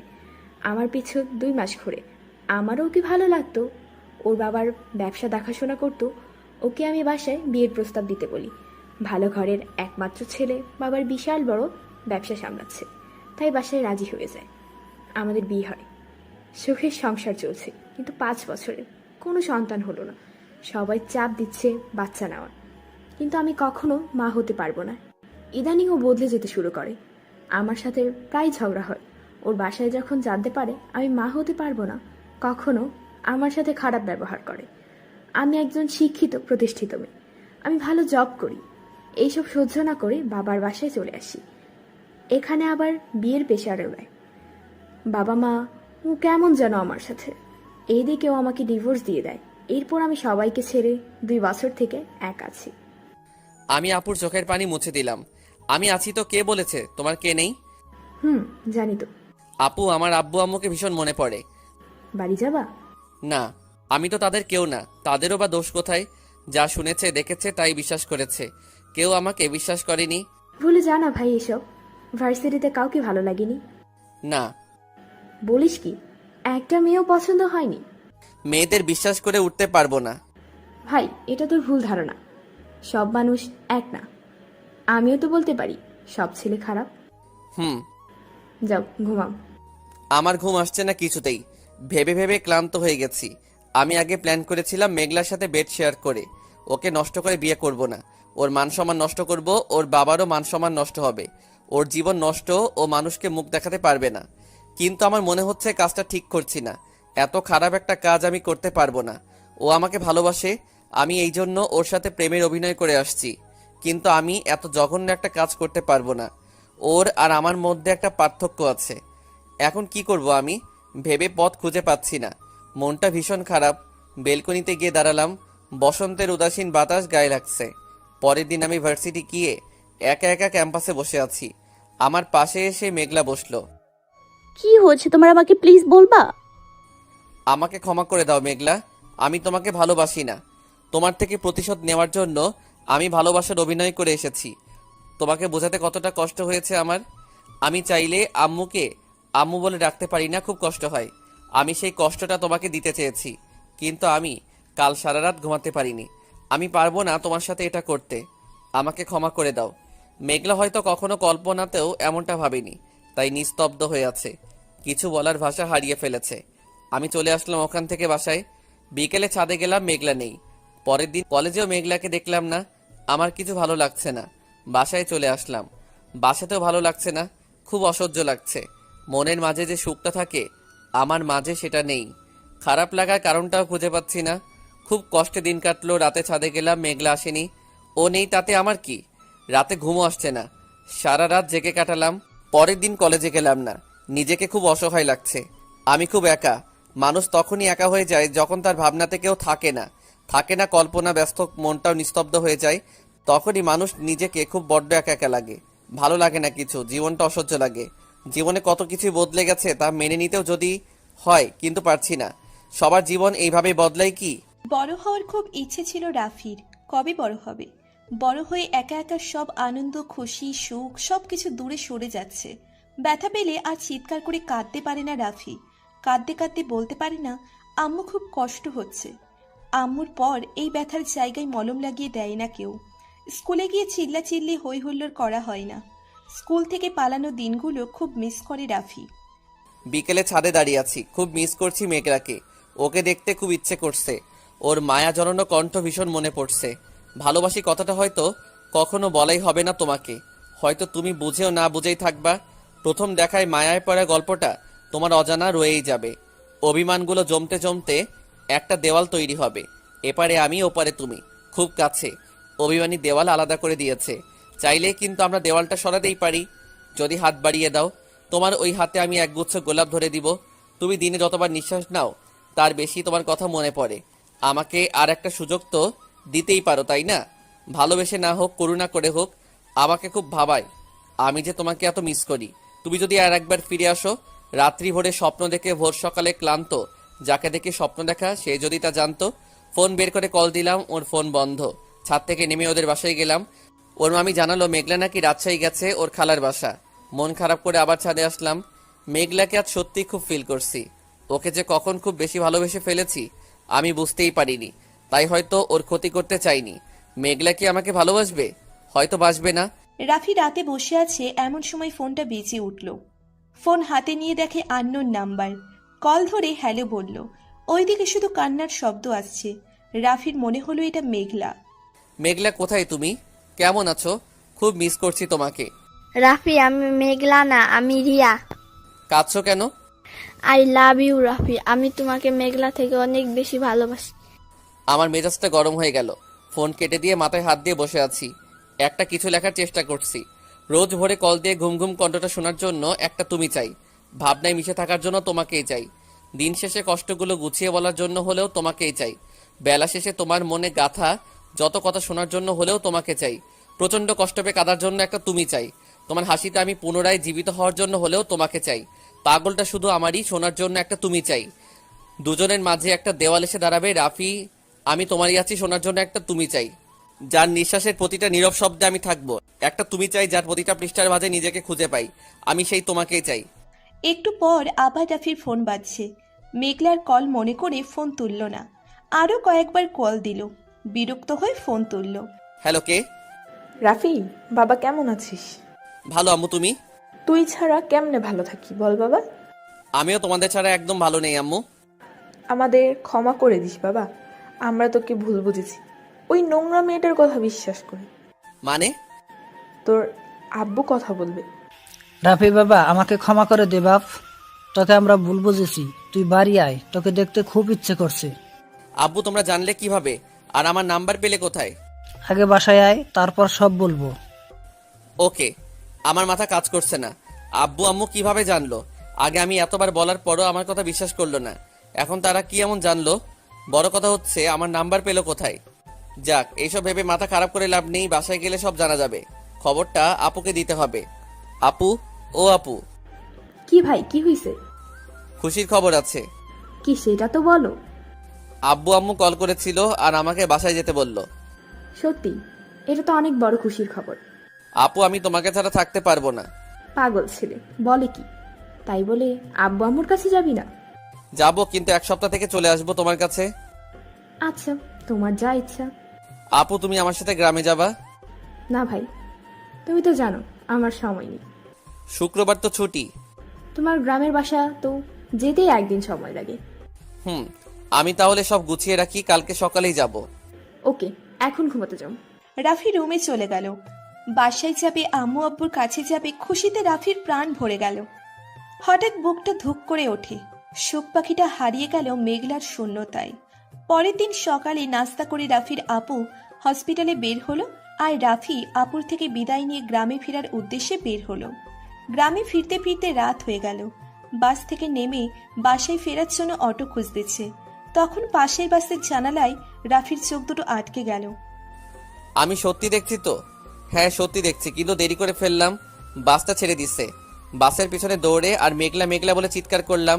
মেঘলা জানালা দিয়ে আমার দিকে তাকিয়েছিল, আমিও তাকিয়েছিলাম। ততক্ষণে বাসটা অন্ধকারে হারিয়ে গেল চোখের আড়ালে। অটো ঠিক করে বাসায় চলে গেলাম। বাসায় গিয়ে দরজায় টোকা দিতেই আম্মু দরজা খুলে দিল। আমাকে দেখে আম্মু বুকে জড়িয়ে কান্না শুরু করে দিল। আব্বু এসে জড়িয়ে ধরলো। ছেলেটাকে এখন ছেড়ে দাও, যাও টেবিলে খাবার বারো, অনেকদিন পর 3 জনে একসাথে খাবো। রাফি, তুই ড্রেস চেঞ্জ করে ফ্রেশ হয়ে আয়। আমি ফ্রেশ হয়ে খেতে বসলাম। আমার জন্য আব্বু পুকুর থেকে আমার প্রিয় বড় বড় রুই মাছ উঠিয়ে নিয়েছে। দেশি মুরগির মাংস রান্না করেছে, সাথে আমার প্রিয় দেশি আলুর ভর্তা করেছে। পেট ভরে খেয়ে আমার রুমে গেলাম। সকালে আম্মুর ডাকে ঘুম ভাঙলো। আব্বু সহ নাস্তা খেতে বসেছি। রাফি বাবা, আমাকে ক্ষমা করে দিস, ওই মেয়েটার কথা শুনে তোকে আমরা ভুল বুঝেছি। আব্বু, তোমরা এতদিন পরে জানলে কিভাবে? পরশুদিন মেঘলা এসে নিজে সব বলেছে। তোর বাবা আর আমার পা ধরে ক্ষমা চেয়েছে। ওর দোষ নেই, তোর উপর প্রতিশোধ নিতে নাকি এমন করেছে। ও বলছে নেই এমন হবে, ছোট মানুষ এত কিছু ভাবেনি। আমি ওকে ক্ষমা করে দিয়েছি, আর ও আমাকে তোর নম্বর দিয়েছে। তুই ওকে ক্ষমা করে দে বাবা। ওকে। তুই এতদিন কোথায় ছিলি, আর তোর আপুকে নিয়ে আসলি না কেন? আমি 1 সপ্তাহ পরে আবার ঢাকায় যাব। কেন, এখানে কি সমস্যা? তোকে ছাড়া আর থাকতে পারবো না বাপ। আম্মু, আমি ঢাকা ভার্সিটিতে পড়ি, আমাকে তো যেতেই হবে। আর আমি ছাড়া আপুরও কেউ নেই। এইসব পরে হবে, যা এখন গ্রামটা ঘুরে আয়। বাসা থেকে বের হয়ে শুভর বাসায় গেলাম। শুভর আম্মু আমার কাছে ক্ষমা চাইলো সেদিনের ব্যবহারের জন্য। শুভকে নিয়ে বের হলাম নিলয়দের বাসায়। সব ফ্রেন্ডের সাথে আড্ডা দিলাম। বাসায় ফেরার পথে খুব মনে পড়ছে মেঘলার কথা। গ্রামে মিশে থাকা তার স্মৃতি, কত দুষ্টমি, রাগ। সেদিনের মেঘলা আর নেই, সেদিনের আমিটাও আর নেই। বুকটা খুব ধরফর করছে মেঘলার সাথে কথা বলার জন্য।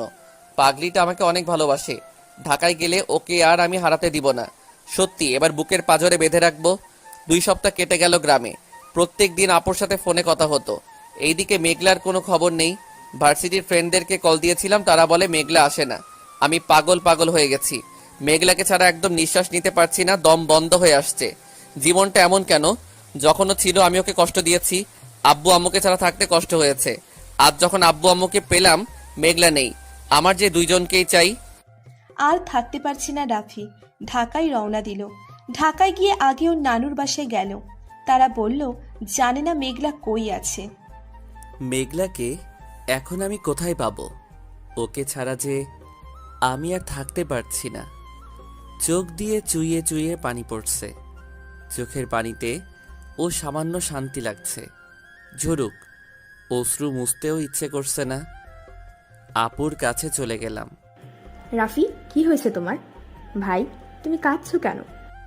আপু, আমি আর পারছি না, থাকতে পারছি না। কি হয়েছে বলবি তো? মেঘলাকে আমি অনেক অনেক ভালোবাসি। ওকে ছাড়া আমি আর এক মুহূর্ত থাকতে পারছি না। মেঘলা কি তোমায় ভালোবাসে? পাগল, তবে কাঁদছিস কেন? আমি হারিয়ে ফেলেছি। ব্রেকআপ করছে নাকি ওর বিয়ে হয়ে যাচ্ছে? আমি কি ওর মামা মামি আব্বু আব্বুর সাথে কথা বলবো? যার জন্য আজ আমি তোমার বাসায়, সেই মেয়েটাই মেঘলা। মানে বুঝলাম না। আপুকে সবটা খুলে বললাম। আপু, ওকে ছাড়া আমি আর থাকতে পারছি না। আমার জীবনে এখন সব কিছুই আছে। আব্বু আম্মু, বন্ধু, তুমি আছো, সব আছে। শুধু মেঘলা নেই। মেঘলা ছাড়া মনে হচ্ছে আমি একা, বড় একা। তোমরা সবাই আমার সঙ্গতা, আমার চারপাশ, কিন্তু মেঘলা যে আমার মন। মন ছাড়া আমি শূন্য, চারপাশটাও শূন্য। যাও ভাই, রুমে যাও, আমি দেখছি মেঘলা কোথায়। ওর মামার বাসায় গিয়ে কথা বলে আসি। আর একটা কথা মনে রেখো, মেঘলা যেহেতু তোমায় ভালোবেসেছে, সেহেতু সেখানেই থাকুক, তোমারই আছে। ও কিন্তু তোমাকে তোমার পরিবারের কাছে ফিরিয়ে নিচ্ছে। নিজের আর নিজের বাবার মান সম্মান শেষ করে দিয়েছে। কেন জানো? তোমাকে ভালোবেসে। তুমি তো এটাই চাইছিলে, ও তোমাকে সেটাই দিয়েছে। সো তোমার চারপাশ আছে। যে তোমাকে ভালোবেসেছে সে তোমাকে ছাড়া থাকতে পারবে না। তুমি শান্ত হও, ভালোবাসলে সে ফিরে আসবে। রাফির আপু চলে গেল। রাফি নিজেকে শান্ত করতে পারছে না। কাঁদতে কাঁদতে কখন যে রাতে ঘুমিয়ে গিয়েছে জানে না। আপুর ডাকে ঘুম ভাঙল। ভাই ওঠো, নাস্তা করো। আপুর সাথে নাস্তা করলাম। আপু আমাকে জানালো মেঘলার মামি নাকি বলল মেঘলা লন্ডনে গেছে, ওখানে ওর ছোট মামা থাকে, ওখানে থাকবে। এটা শুনে বুকটা ধরফর করছে। কলেজে যাবা? না। কলেজে যাও, বাসায় একা থাকলে বেশি খারাপ লাগবে। কলেজে গিয়ে আড্ডা দাও। ওকে। রুহি রাফির হাতটা তার মাথার উপরে রেখে বলল, ভাই আমাকে কথা দে, তুই আজে বাজে কিছু খাবি না, খারাপ কিছু করার চেষ্টাও করবি না। নেশা কখনো কাউকে ভুলাতে পারে না, কিছু ভুলাতে পারে না। আপু, কখনো আমি এমনটা করব না। তুই কলেজে যা, কলেজ থেকে বাসায় এসে আমার জন্য লাঞ্চ নিয়ে আসবি। আপু বেরিয়ে গেল, আমিও কলেজে গেলাম। রাস্তাটায় মেঘলার স্মৃতি, আমি হাঁটতে পারছি না। আপু বাইক নিয়ে আসতে দেয়নি। মাথা ঠিক নেই আমার, যদি দুর্ঘটনা ঘটে যায়। আপন বোন না হয়েও রুহি আপুকে আমার নিজের থেকে বেশি ভালো লাগে। কলেজ ক্যাম্পাসে ঢুকতেই রাফির সাথে একটা বোরখা পরা মেয়ের ধাক্কা লাগে। রাফি সরি বলে। মেয়েটা কিছু না বলে রাফির দিকে তাকিয়ে চলে গেল। কেন যেন রাফির মেয়েটাকে খুব চেনা চেনা লাগছে। চোখে চশমা, চোখ দুটো মায়াবী, ঠিক মেঘলার মতো। রাফি কেমন আছো? ভালো। জানতে চাইবা না আমি কেমন আছি? রিয়া, আমি মেঘলাকে অনেক ভালোবাসি। আমি তোমাকে ভালোবাসতে পারবো না। রাফি, মেঘলা তো দেশে নেই, বিদেশে চলে গেছে। তো কি হয়েছে? তোমার সাথে আমার সম্পর্ক হলো, আমি বিদেশে গেলাম, তুমি অন্য কাউকে ভালোবাসবে? আমি কিছুদিনের জন্য বিদেশে যাব। আমি রিয়াকে কিছু বলার সুযোগ না দিয়ে ক্লাসে গেলাম। সেই বোরকাওয়ালি চশমা পরিহিতা মেয়েটা আমাদের ক্লাসেই বসে আছে, আমার ক্লাসমেট শিখার পাশেই। আমি মেয়েটার কাছে গেলাম, আপনি কি আমাদের ক্লাসে নতুন? মেয়েটা মাথা নেড়ে হ্যাঁ সূচক উত্তর দিল। আসলে আপনাকে খুব চেনা চেনা মনে হচ্ছে। মেয়েটা হাতের ইশারায় বোঝালেও সে রাফিকে চেনে না। আপনি কথা বলতে পারেন না? রাফি, ও আমার কাজিন ইশিতা, ও কথা বলতে পারে না। ও সরি। কয়েকটা ক্লাস করে ফ্রেন্ডদের সাথে আড্ডা দিয়ে বাসায় চলে আসলো রাফি। রুহির জন্য লাঞ্চ নিয়ে গেল হসপিটালে রুহিকে হেল্প করলো, একসাথে রাতে বাসায় ফিরল। সারাদিন খুব মিস করেছি মেঘলাকে। একটা ডায়েরি আছে আমার, ডায়েরিটা নিয়ে লিখতে বসলাম। রাতটা কেটে যাবে, ঘুম তো পালিয়েছে মেঘলার পিছু পিছু। জানো কলিজা, তোমার আমার শরীরটা অনেক অনেক দূরে, 1000 কিলোমাইল দূরে। তোমার ওই মনটা যেখানে আমার থাকার কথা, সে হয়তো আমার জন্য না ফেরার দেশে। বিশ্বাস করো, আমার অস্তিত্ব জুড়ে তুমি মিশে। এত বেশি তোমার কথা মনে পড়ে যে হিসাব করলে প্রতিটা সেকেন্ডের থেকে বেশি হবে। জানো, খুব অভিমান হয়। তুমি আমাকে ছাড়া অনেক ভালো আছো, আমি কেন তোমাকে ভেবে কাঁদি? কেন কাঁদবো আমি? কার জন্যে কাঁদবো? যে আমাকে ভালোবাসে না। আমি তো তোমার যোগ্য না, আর কখনো বিরক্ত করব না তোমায়। এইসব ভাবতে ভাবতেই হঠাৎ করে মনে পড়ে যায়। তোমাকে যদি একবার দেখতে পেতাম, কথা বলতে পারতাম, তোমাকে বলতে পারতাম খুব মিস করছি তোমাকে, খুব ভালোবাসি তোমায়। ভুলেই যাই পূর্বের সেই কথা। তোমার কথা আর ভাববো না ভেবেছিলাম একটু আগে। কেন তোমার কথা ভাববো না বলো? আমি যে তোমাকে ভালোবাসি। ভালোবাসায় যদি দুজনেরই ভালোবাসার কথা হতো, তাহলে হয়তো আমি তোমাকে প্রথমে ভালোবেসে ফেলতাম না, যার কোনো অস্তিত্ব ছিল না। তখনও একতরফা ভালোবাসা। তোমাকে কাছে পেয়ে নিজেকে খুব সুখী মনে হতো। ভালোবাসার ভালোবাসার মানুষ হয়ে ওঠার মতো আনন্দ হয় না। খুব খুব ভাবি কিভাবে তোমাকে আমি বোঝাবো আমি তোমাকে অনেক ভালোবাসি। পাগল পাগল হয়ে গেছি, ভালো লাগে না কিছু। ভুল বললাম, তোমাকে ছাড়া কিছু ভালো লাগে না। আর সমস্ত ভালো লাগার উৎস তুমি। সূর্যের আলো ছাড়া যেমন এই সুন্দর প্রকৃতি আধারে ডুবে যায়, তুমিহীনা আমার সমস্ত ভালো লাগাগুলো আধার হয়ে যায়। আমার তোমাকে চাই। তোমাকে নিয়ে না ভাবলে সত্যি আমার দম বন্ধ হয়ে যাবে। হ্যাঁ, এটা আমার স্বার্থপরতা। তোমাকে ছাড়া থাকতে পারি না বলেই তোমাকে আমি চাই। বাস্তবতা কিন্তু স্পষ্ট বলে দিয়েছে তুমি কখনো আমার হতে পারবে না। হয় না। তবে কেন এত অনুভূতি তোমার জন্য? কেউ তো এই উত্তর দিতে পারবে না। যদি এর কোনো উত্তর না হয়ে থাকে, কেমন করে ভুলবো? সেই পথ দেখে দাও। এই যে লিখলাম, পথ দেখে দাও ভুলে যাওয়ার। বুকটা কেঁপে উঠল। তোমাকে ভুলে যাওয়ার পর আমি কি নিয়ে থাকবো জানো? তোমাকে যে বলতাম, প্লিজ আমাকে কষ্ট দিও না, একটু সময় দাও আমাকে। আমি এখন সেই কষ্টটাও মিস করছি, কারণ অতটুকু কষ্ট পেলেও তুমি আমার ছিলে। এখন তো পুরোটাই নেই। শপিং মলে গেলে সুন্দর সুন্দর শাড়ি দেখলে মনে পড়ে যায় তোমার কথা। একটা শাড়ি নিতে ইচ্ছে হয় তোমার জন্য। তুমি যে শাড়ি পরতে অনেক পছন্দ করো, তোমার শাড়ি পরায় যতটা সুন্দর লাগে তোমায়, ততটা হাসিও পায় আমার। পিচ্ছি একটা তুমি, শাড়ি কুচি করে রাখায় পেট ফুলে যায়, আমার খুব হাসি পায়। জানো পাখি, আজ তোমার জন্য একটা শাড়ি নিয়েছি, হয়তো কখনো তোমায় দেওয়া হবে না। হুদাই যে কেন নিলাম জানি না, কিন্তু বিশ্বাস করো, তোমার জন্য শাড়ি নিয়েছি, মনে অন্যরকম একটা আনন্দ লাগছে, সেটা প্রকাশ করতে পারছি না। আরও তো অনেকবার আমাদের কথা হতো না অনেক দিন, প্রত্যেকবার মনে হয়েছে তোমাকে হারিয়ে ফেললাম, কিন্তু আবার ফিরে তো পাই। এবার আর ফিরে পাবো না তোমায়। যখন ভাবি তুমি হয়তো অন্য কারোর সাথে সম্পর্কে জড়িয়ে আছো, বিশ্বাস করো আমি ভাবতে পারি না তুমি অন্য কারো। তুমি শুধু আমার। সব চাওয়া হয়তো পূর্ণ হয় না, তুমি আমার জীবনের বিশাল একটা অপূর্ণতা, যা কখনো পূর্ণ হবে না। ডায়েরিটা অফ করে টেবিলের উপর রেখে চোখ বন্ধ করে শুয়ে পড়ল রাফি। সকালে আপুর ডাকে ঘুম থেকে উঠল রাফি, আপুকে রান্নায় সাহায্য করলো। তারপর খেয়ে দুই ভাই বোন বের হলো। রাফি আজকে বাইক নিয়ে বের হয়েছে, কেননা রাফি তার বোনকে হসপিটালে নামিয়ে দিয়ে ভার্সিটিতে যাবে। ভার্সিটিতে যাওয়ার পর, হাই রাফি। কেমন আছো? ভালো, তুমি? বেশ আছি। রাফির মন বলছে একজোড়া চোখ তার দিকে বারবার দেখছে, বুকটাও কেমন যেন থরথর করে কাঁপছে। এটা কিসের ইঙ্গিত? মেঘলা কি তাহলে তার পাশেই আছে? চারিদিকে তাকালো, সে কই, কেউ নেই তো। রাফি, কি খুঁজো? না, কিছু না। রাফি এবং তার আরো বন্ধুরা মিলে আড্ডা দিচ্ছে, তখন শিহুবা বলে উঠল, রাফি আজ একটা কবিতা শোনা। না রে, মন ভালো নেই। সাথে শিখা বসেছিল, আর ওই বোরখাওয়ালি মেয়েটা। শিখা বলল, রাফি ঈশিতা অনেক ভালো কবিতা লেখে, তুই কবিতাটা আবৃত্তি কর। সবাই শিখার সাথে বলে উঠল, রাফি প্লিজ শোনা, দেখি ঈশিতা কেমন কবিতা লেখে। ওকে, এত করে যখন বলছিস। ঈশিতা ডায়েরিতে লেখা একটা কবিতা বের করে দিল।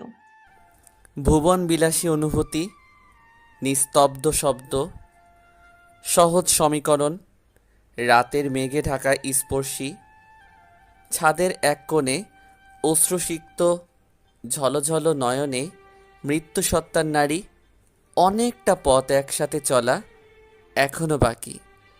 হঠাৎ বৃষ্টি, এলোমেলো হাড়ে, পথে আমি বোবা শব্দের অকুল স্রোতে, ভেসেও যদি হাত বাড়ি, ভালোবাসি আবার বলি, সেই হারানো অনুভূতি। দমকা বাতাসে আমার চুলের ঘ্রাণ, বসন্তের পাপড়ি জানান দিবে আমি আজও তোমারই। আমি কবিতাটার মাঝে হারিয়ে গেছি, মনে হচ্ছে আরও লাইন বাকি আছে এখানে। এত গভীরে কেউ ভাবতে পারে আমি ভাবিনি, কিন্তু কবিতাটার শব্দ জুড়ে আমি মেঘলাকে খুঁজে পেয়েছি। সবাই হাততালি দিয়ে উঠল। আপনি অসাধারণ লিখেন। ঈশিতা অসাধারণ লিখে, আর তুই খুব সুন্দর করে আবৃত্তি করিস। আর তুই ছাগলের ডিম পারিস। তারপর যদি কিছু মনে না করেন, আমি আপনার ডায়েরিটা পেতে পারি? ঈশিতা লিখে দিল, না দেওয়া যাবে না, ডায়েরিটা আমার গোপনীয় মন। আপনার লেখা শব্দগুলো অনেক কঠিন, কিন্তু খুব সহজভাবে নিজেকে প্রকাশ করেছেন। ঈশিতা আবার লিখে দিল, আমার লেখার গভীরে না গেলে বোঝা যায় না, এত দূরে যেতে পারেননি আপনি। হয়তো। রাফির মেঘলার কথা খুব মনে পড়ছে। রাফি ওখান থেকে উঠে আসলো ক্লাস করে বের হলো। বাইক নিয়ে বের হয়ে গেটের সামনে দেখে ঈশিতা আর শিখা দাঁড়িয়ে আছে। কি রে, রিক্সা পাচ্ছিস না? একটা হেল্প করবি? বল। ঈশিতাকে বাসায় পৌঁছে দিতে পারবি? আমি একটু লিমনের সাথে যাব, ও অনেকক্ষণ থেকে দাঁড়িয়ে আছে, রিক্সা পাচ্ছে না। তুই তো ওই দিক দিয়েই যাবি। ঠিক আছে, উঠুন। তারপর ঈশিতা আমার ঘাড়ে হাত দিয়ে বাইকে উঠল। ওর স্পর্শ খুব চেনা লাগছে। নারী স্পর্শের নতুন কোনো অনুভূতি নেই। ওনাকে শিখার বাসার সামনে দিয়ে আমি বাসায় গেলাম, গোসল করে ঘুম দিলাম। বিকেলে হাসপাতালে যাচ্ছি। রাস্তা থেকে শপিং মলের ভিতরে মেঘলার মতো কাউকে দেখলাম। বাইক ঘুরে শপিং মলের সামনে পার্ক করে আমি ভিতরে ঢুকলাম। একটু আগে যেখানে দেখলাম নেই। আমি শিওর এটাই মেঘলা হবে। আমি মাথায় হেলমেট দিয়ে খুঁজতে লাগলাম, যদি আমাকে দেখে না হারায়। খুব অবাক হলাম, শিখার সাথে মেঘলা দুজনে শপিং করছে। আমি ওদের ফলো করলাম। শপিং করে গাড়ি নিয়ে শিখার বাসায় গেল। ওই মেয়েটা তাহলে ঈশিতা না, মেঘলা। কিন্তু ও আমাকে দেখে পালাচ্ছে কেন? কেন ও আমার আড়ালে? পৃথিবীতে বিভিন্ন ধরনের মানসিকতার লোক আছে। কেউ অন্যকে কষ্ট দিয়ে সুখ পায়, আবার কেউ অন্যের কষ্ট দেখে কষ্ট পায়। কেউ কেউ আবার প্রিয় মানুষকে কষ্ট দেয়, কিন্তু অন্যের কষ্ট দেখে কষ্ট পায়। সে বুঝে উঠতে পারে না সে তার পাশের মানুষটাকে কত কষ্ট দিচ্ছে। আবার কেউ নিজেকে কষ্ট দিতে ভালোবাসে, কিন্তু অন্যের দ্বারা আঘাত পেলে সহ্য করে উঠতে পারে না। কেউ কেউ তার পাশে থাকা তার ছায়াটাকে হারাতেও কষ্ট পায়, কিন্তু সেই প্রিয় মানুষটাকে হারায়। আর প্রায় লোক পেয়েও ও আরও ভালো কারো আশায় সেই সত্যিকারের মানুষটাকে হারায়। আমি হাসপাতালে গেলাম, আপুকে ডেকে সব বললাম। ভাই, মেয়েরা খুব অভিমানী হয় আর জেদি হয়। তুই ওর সাথে ভালোবাসার নাটক করেছিস, ও তাই তোর থেকে চলে গেছে, তোকে আড়ালে ভালোবাসে। আপু আমি কি করব? তুই কাল গ্রামে চলে যা, কাউকে বলবি না, কেউ যেন না জানে। তোকে মেঘলা না পেয়ে আমার কাছে চলে আসবে, বাকিটা আমি দেখব। আবার কয়দিন থেকে আয়। রাফি পরের দিন ভার্সিটিতে গিয়ে অপেক্ষায় আছে কখন মেঘলা আসবে ছদ্মবেশে। সেই অপেক্ষায় থাকতে থাকতে অবশেষে মেঘলা আর শিখা আসলো একসাথে। হাই শিখা, কেমন আছিস? ভালো, তুই? খুব ভালো আছি। আপনি কেমন আছেন? মেঘলাকে বললাম। ও ইশারায় মাথা নেড়ে বলল, ভালো। রাফির কথা মতো শিহাব এক তোলা গোলাপ নিয়ে রাফির হাতে দিল। কি রে, এটা কি করবি? নিশ্চয় আমার জন্য এটা। না, প্রিয় একজনের জন্য। কে সেই? আমি মেঘলার সামনে হাঁটু গেড়ে বসে গোলাপ ফুলগুলো তার দিকে এগিয়ে দিয়ে চিৎকার করে বললাম, আই লাভ ইউ মেঘলা। আমার দিকে সবাই অবাক হয়ে তাকিয়ে আছে। চুলের সেই সুরভি ঘ্রাণ, চেনা সুরের মায়া টান, গরুর মতো বড় বড় মায়াবী দুচোখ। সে বলে দেয় তুমি আমার মেয়ে। চুম্বকের মতো যে মন তোমার দিকে আমায় টানে, পারবে লুকাতে আমার থেকে? পারবে কি থামাতে আমায় তোমার মায়া থেকে? আমার সেই ধুক ধুক বুকের শব্দ তোমাকে চিহ্নিত করেছে। তুমি আমারই মেঘ। নিথর হয়ে দাঁড়িয়ে আছে মেঘলা, চোখ দুটো অশ্রুতে ঝলমল করছে। রাফি, কি বলছিস তুই এসব? ও মেঘলা না, ও ঈশিতা। ওহ, ভালো কথা। তারপর রাফি পকেট থেকে চাকু বের করে বাম হাতে দিল চালিয়ে। রক্ত বের হয়ে মাটিতে পড়ছে। রাফি, এইসব কি শুরু করলি? আমাকে রিয়া রুমাল নিয়ে আমার হাত বাঁধতে আসলো। আমি ওকে ধাক্কা দিয়ে দূরে সরিয়ে দিলাম। আমি জানি আমার মেঘলা এখানেই আছে, তার অস্তিত্ব আমি টের পাই। আমার ভাবনা ভুল হতে পারে না, আমার বুকের ধরধর কাঁপুনি মিথ্যা হতে পারে না। ও না আসলে আমি এখানে শেষ করে দিব আমাকে, বলে ছুরি হাতে আর একটা টান দিলাম। ঈশিতা ছদ্মবেশী মেঘলা রাফির গালে চর বসিয়ে দিল। কি ভাবিস তুই নিজেকে? হ্যাঁ, তুই একা ভালোবাসিস, আমি বাসি না? তুই যখন ইচ্ছা আমার সাথে ছলনা করবি, যখন ইচ্ছা পাগলামি করবি। তুই চাইছিলি তোর পরিবারকে, আমি তোর পরিবার, তোর মান সম্মান ফিরিয়ে দিয়েছি। হ্যাঁ, যা কষ্ট পেয়েছিস তা কখনো ফিরে পাবি না। আমিও তো কম কষ্ট পাইনি। তুই চাইছিলি আমার আর আমার বাবার মান সম্মান শেষ করতে, আমি নিজেই আমাদের মান সম্মান শেষ করে দিয়ে এসছি। তোর আর কি চাই? কেন এমন করছিস আমার সাথে? তুই বলেছিস আমাকে তুই ভালোবাসিস নি। আমি একা থাকতে চাই রাফি, প্লিজ আমাকে একা থাকতে দে। আমি তোমাকে চাই মেঘলা, প্লিজ আমাকে ক্ষমা করে দাও। আমাকে যদি সত্যিই ভালোবেসে থাকিস তাহলে কখনো নিজের ক্ষতি করবি না। আর আমাকে ভালোবেসে থাকলে, আমার কথা না রাখলে তুই আবার মরা মুখ দেখবি, আমাকে আর দেখার চেষ্টা করবি না। রাফির হাত দিয়ে রক্ত পড়েই যাচ্ছে, মাথাটা ঝিমঝিম করছে। মেঘলার কথাগুলো মাথায় নিতে পারছে না। চারদিকটা ঘুরছে, গাছগুলো যেন রাফির মাথায় ভেঙে পড়ছে। চোখ দুটো বন্ধ হয়ে আসছে। আমি চোখ খুলে দেখি আমি আমার রুমে, আমার হাতে ব্যান্ডেজ। উঠতে যাব, মাথা ঝিমঝিম করছে। এখন রাত না দিন বুঝতে পারছি না। এমন সময় আপু চলে আসলো। পাগলামির একটা সীমা থাকে রাফি, তুই এমন করতে গেলি কেন? আমি ওকে ছাড়া থাকতে পারছিলাম না আপু। একদম চুপ, আর একটা কথা বলবি না, বাদর কোথাকার। তুই আজ একটু পর বাসায় চলে যাবি। তোর আব্বু আম্মুর সাথে আমার ফোনে কথা হয়েছে, আমার গাড়ির ড্রাইভার তোকে বাসায় দিয়ে আসবে। ওকে। আপু খাবার নিয়ে আসছে, আমাকে খাইয়ে দিল।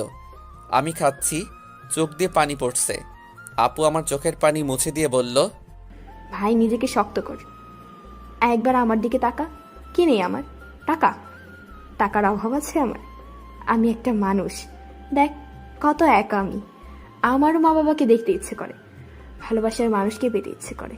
তোর মতো প্রথম প্রথম আমিও কাঁদতাম, অনেকবার আত্মহত্যাও করতে গেছি। আমি মরে গেলে কি হতো বলতো? আমি মরে গেলে তো সব শেষ। কবরে গিয়ে আমি আল্লাহর কাছে কি জবাব দিতাম? আমি মরে গিয়ে কি শান্তিতে থাকতাম? না, একদমই না। কবরের আযাবের কষ্টের কাছে পৃথিবীর কষ্ট কিছুই না। পৃথিবীতে যদি আমার সারা জীবনে কষ্ট পাই তবুও বেশি। ধর 80 বছর, কবর কি কোনো শেষ আছে? কত কোটি লক্ষ লক্ষ বছর কষ্ট পেতে হবে আমরা কেউ জানি না। আর জেনে রাখ, আল্লাহ আমাদের জন্য আমাদের জীবন সঙ্গীকে সৃষ্টি করেছে। সে জীবন সঙ্গী যদি মেঘলা হয়ে থাকে, পুরো পৃথিবী এক হলে তোদের আটকাতে পারবে না। আর যদি ওর জন্য তোকে সৃষ্টি না করে থাকে, পুরো পৃথিবী এক হয়ে তোদেরকে এক করতে পারবে না। তাহলে তোমার বিয়ে হয়েও ভেঙে গেল কেন? এটা হয়তো আমাদের আল্লাহর কোনো পরীক্ষা। আমার যদি এমনটা না হতো, আমি সে অন্ধকারেই পড়ে থাকতাম। নামাজ পড়ি 5 ওয়াক্ত, কোরআন পড়ি, মানুষের সেবা করি। যতক্ষণ হসপিটালে থাকি নিজেকে একা মনে হয় না, যেন পুরো হসপিটাল আমার পরিবার। তুই আসার পর থেকেও একা মনে হয় না। এটা তোর বদলানো সময়। 5 ওয়াক্ত নামাজ পড়বি, কোরআন পড়বি, আল্লাহর পথে চলবি, কষ্ট যত হোক সহ্য করবি। এটা মনে রাখবি তো, এই জীবনটা জীবন না, পুতুল খেলা। এটা পরীক্ষার হল। তোর জীবন হলো আখিরাত। জানো আপু, এত সুন্দর করে আমি ভাবিনি। আপু আমি কাল থেকে নামাজ পড়ব। কাল থেকে না, আজ থেকে। কিন্তু তুই তো অসুস্থ, হাত তো শেষ করে ফেলেছিস। এরপর আমি গাড়িতে উঠলাম গ্রামের বাড়ি ফেরার উদ্দেশ্যে।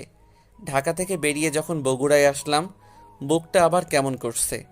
আমি ছাড়া আপুও তো অনেক কষ্টে থাকবে। আপু আমাকে অনেক ভালোবাসে, জানি আমি।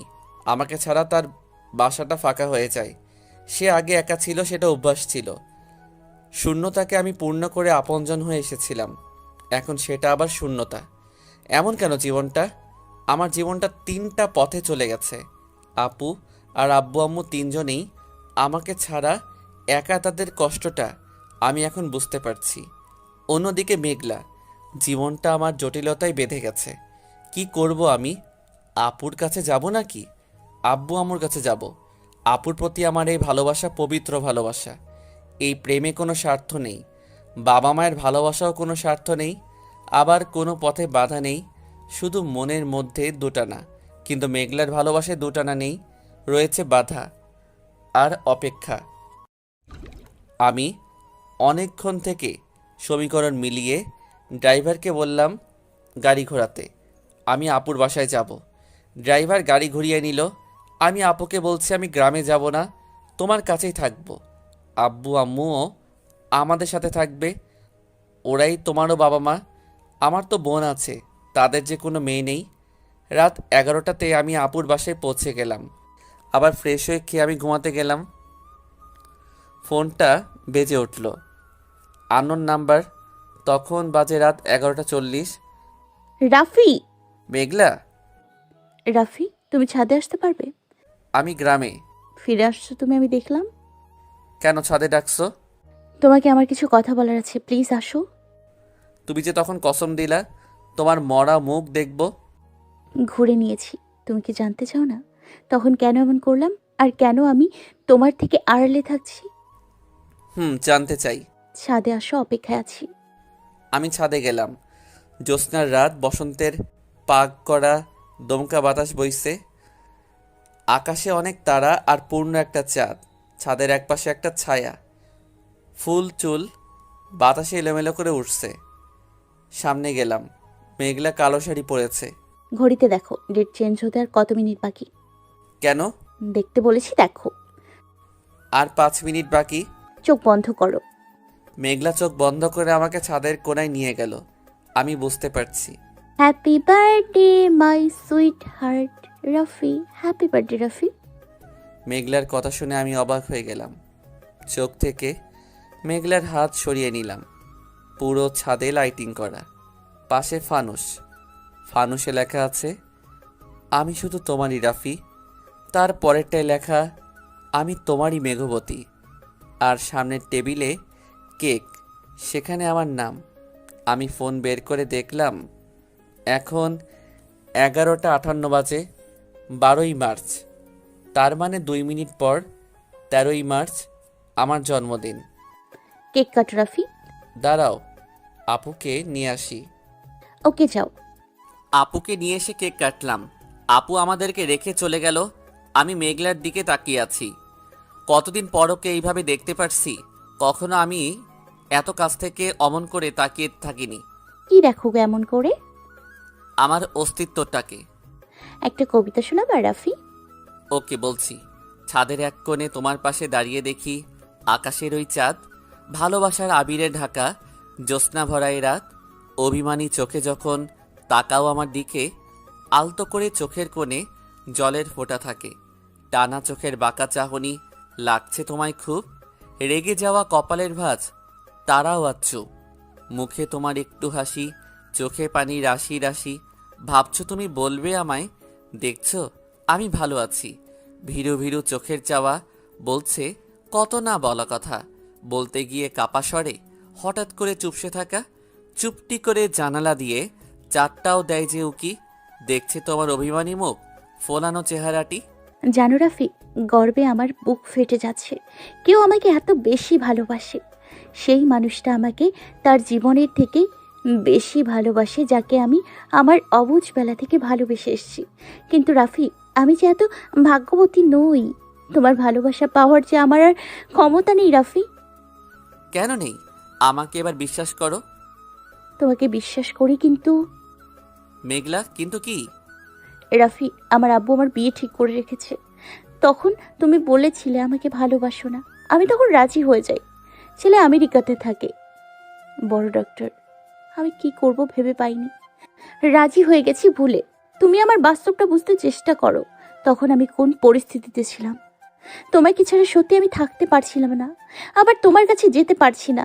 তাই ছদ্মবেশে ভার্সিটিতে যেতাম শুধুমাত্র তোমাকে দেখার জন্য। ভার্সিটিতে চর মেরেছি রেগে। রাফি, কাল আমার গায়ে হলুদ, পরশু আমার বিয়ে। মেঘলা ফুপিয়ে ফুপিয়ে কাঁদছে। আমি 2 হাত দিয়ে ওর 2 চোখের পানি মুছে দিলাম। আমার চোখের পানিও বাধা মানেনি, বের হয়ে এসেছে। আমি কি বলবো ভেবে পাচ্ছি না। ভিতর থেকে কথা বের হচ্ছে না। রাফি, আমাকে নিয়ে পালিয়ে যাবা? এইসব কি বলছো তুমি? চলো না পালাই। অনেক দূরে যাব আমরা। তোমার পরিবার, আমার পরিবার, কেউ আমাদের খুঁজে পাবে না। আমি পারবো না মেঘলা। আমি আমার আব্বু আম্মুকে ছাড়া থাকতে পারবো না। রুহি আপুকে ছাড়াও থাকতে পারবো না। তোমাকে ছাড়াও আমি থাকতে পারবো না। তোমাকে আমি অনেক ভালোবাসি, কিন্তু আমি এতগুলো মানুষকে হত্যা করে তোমাকে নিয়ে সুখে থাকতে পারবো না। রাফি, এমন কেন হচ্ছে আমাদের সাথে? তোমাকে যত কাছে যাচ্ছি ততই হারিয়ে ফেলছি। তুমি আমার জন্য নও, আমিও তোমার জন্য নই বলেই হয়তো পথ বেঁকে যাচ্ছে। জড়িয়ে ধরবা? না। মেঘলা ছলছল চোখে রাফির দিকে তাকিয়ে আছে। ফুপিয়ে ফুপিয়ে নাক টেনে কাঁদছে। নিঃশ্বাস যেন রাফির বুকে পড়ছে। রাফিরও খুব ইচ্ছে করছে ওকে জড়িয়ে ধরতে, কিন্তু মেঘলা যে রাফির জন্য পবিত্র নয়। রাফি ছাদ থেকে নেমে আসছে। তখনই, ভোর পর্যন্ত কি থাকলে খুব অসুবিধা হবে? আমি মাথা ঝুঁকে না বললাম, আর আবার এগিয়ে গিয়ে মেঘলার পাশে দাঁড়ালাম। তোমার সাথে যদি আমার বহু বছর পর দেখা হয়, বুকের অনুভূতিগুলোও জেগে উঠবে রাফি। জানি না। তোমার কোলে মাথা দিয়ে শুয়ে থাকি, প্লিজ না করো না। রাফি ছাদে বসে পড়ল। মেঘলা রাফির কোলে মাথা রেখে শুয়ে পড়ল। কতটা কষ্ট হচ্ছে আমার আমি বোঝাতে পারবো না। বেশি কষ্ট, বেশি সুখ শুধু অনুভব করা যায়, কিন্তু তা প্রকাশ করা যায় না। আই লাভ ইউ মেঘ। আই লাভ ইউ টু পাগল। খুব কষ্ট হচ্ছে তোমার, তাই না? রাফি, আজ রাতটা যেন শেষ না হয়। আজকের রাতটা 1000 বছর ধরে হোক, আমি এইভাবে তোমাকে চাই।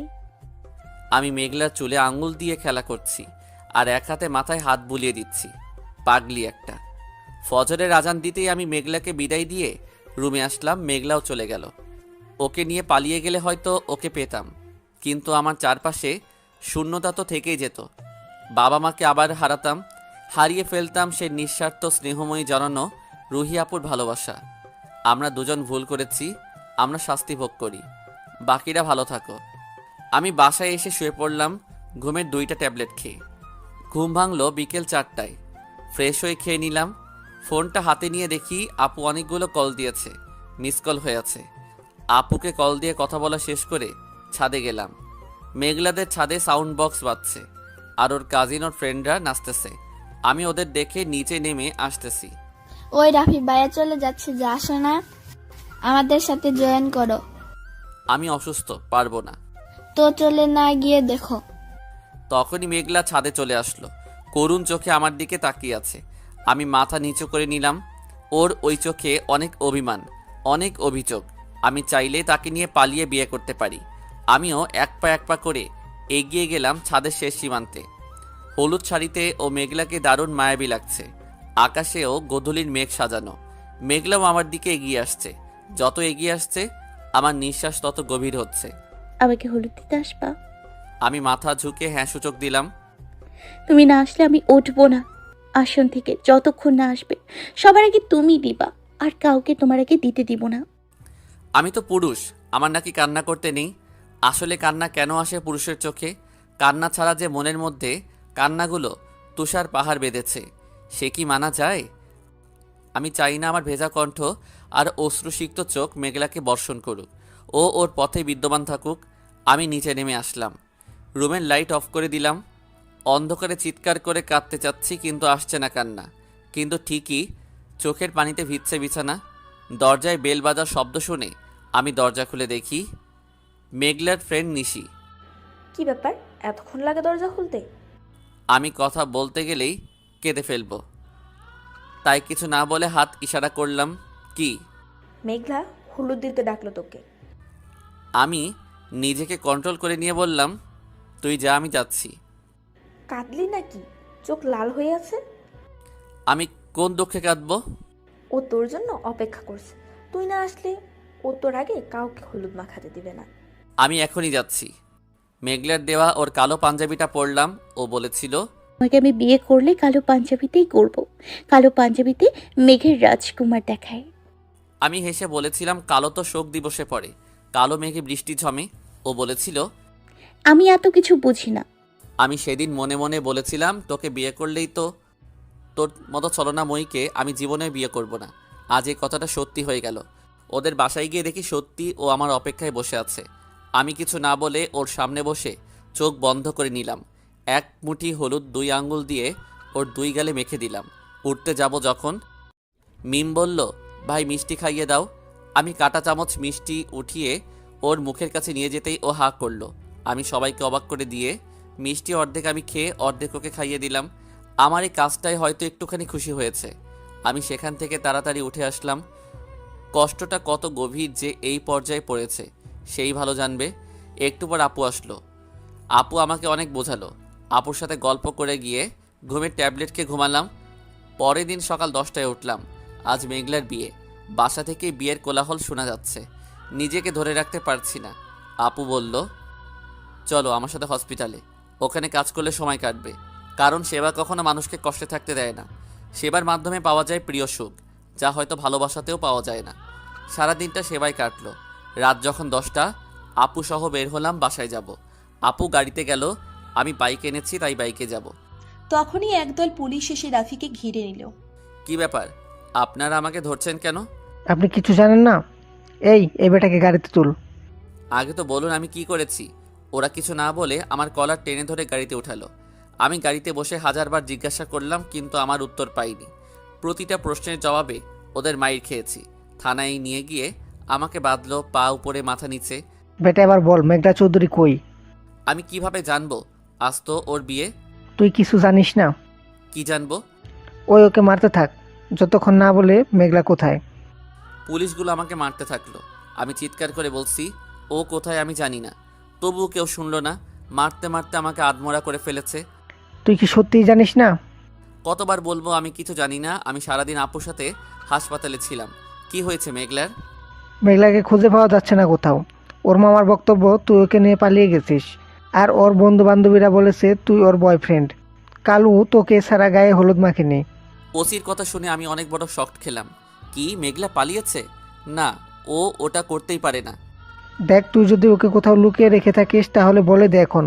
পরে যদি জানতে পারিস মেঘলা তোর কাছে আছে, বুঝতেই পারছিস তোর অবস্থা কি হতে পারে। ওসি সাহেব, ওকে ছেড়ে দিন। ডাক্তার আপনি? রাফি আমার ভাই, আর ও কখনো এই কাজ করবে না। বড় কথা হলো ও আজ সারাদিন হসপিটালে ছিল। আপনারা চাইলে সিসি ক্যামেরা চেক করতে পারেন। আর ও হসপিটালের বাইরে যায়নি, ও কিছুই জানে না। কিন্তু মেঘলার মামার বক্তব্য রাফি ওনার বাগ্নিকে নিয়ে এসেছে। ওনারা তো দেখেনি। আপনারা কোনো প্রমাণ ছাড়া আমার ভাইকে এইভাবে মারতে পারেন না। বিনা দোষে আমার ভাইটাকে আধমরা করেছেন, আর উনি ক্ষমতার জোরে যা ইচ্ছা তাই করতে পারে না। আমি এর ব্যবস্থা করব। এখন ওকে ছেড়ে দিন, হাসপাতালে গিয়ে ট্রিটমেন্ট করাবো। আপু আমাকে নিয়ে হসপিটালে গেল। 3 দিন হলো রাফি বাসার বাইরে যায়নি। গ্রাম থেকে রাফির আব্বু আম্মু আসছে দেখতে। সারাদিন বাসায় কাটে। হঠাৎ ফোনটা বেজে উঠল। হ্যালো, আসসালামু আলাইকুম। ওয়ালাইকুম আসসালাম। এই কণ্ঠ আমার না চেনার কথা নয়। হ্যাঁ, এটা মেঘলা। তুমি কোথায় আছো? কেমন আছো? রাফি, আমি যেখানে আছি ভালো আছি, শুধু তোমারই আছি। পাগলামি করলে কেন? আমি যে তোমারই পাগলি। তোমার বাসায় সবাই তোমার জন্য কত চিন্তা করছে জানো?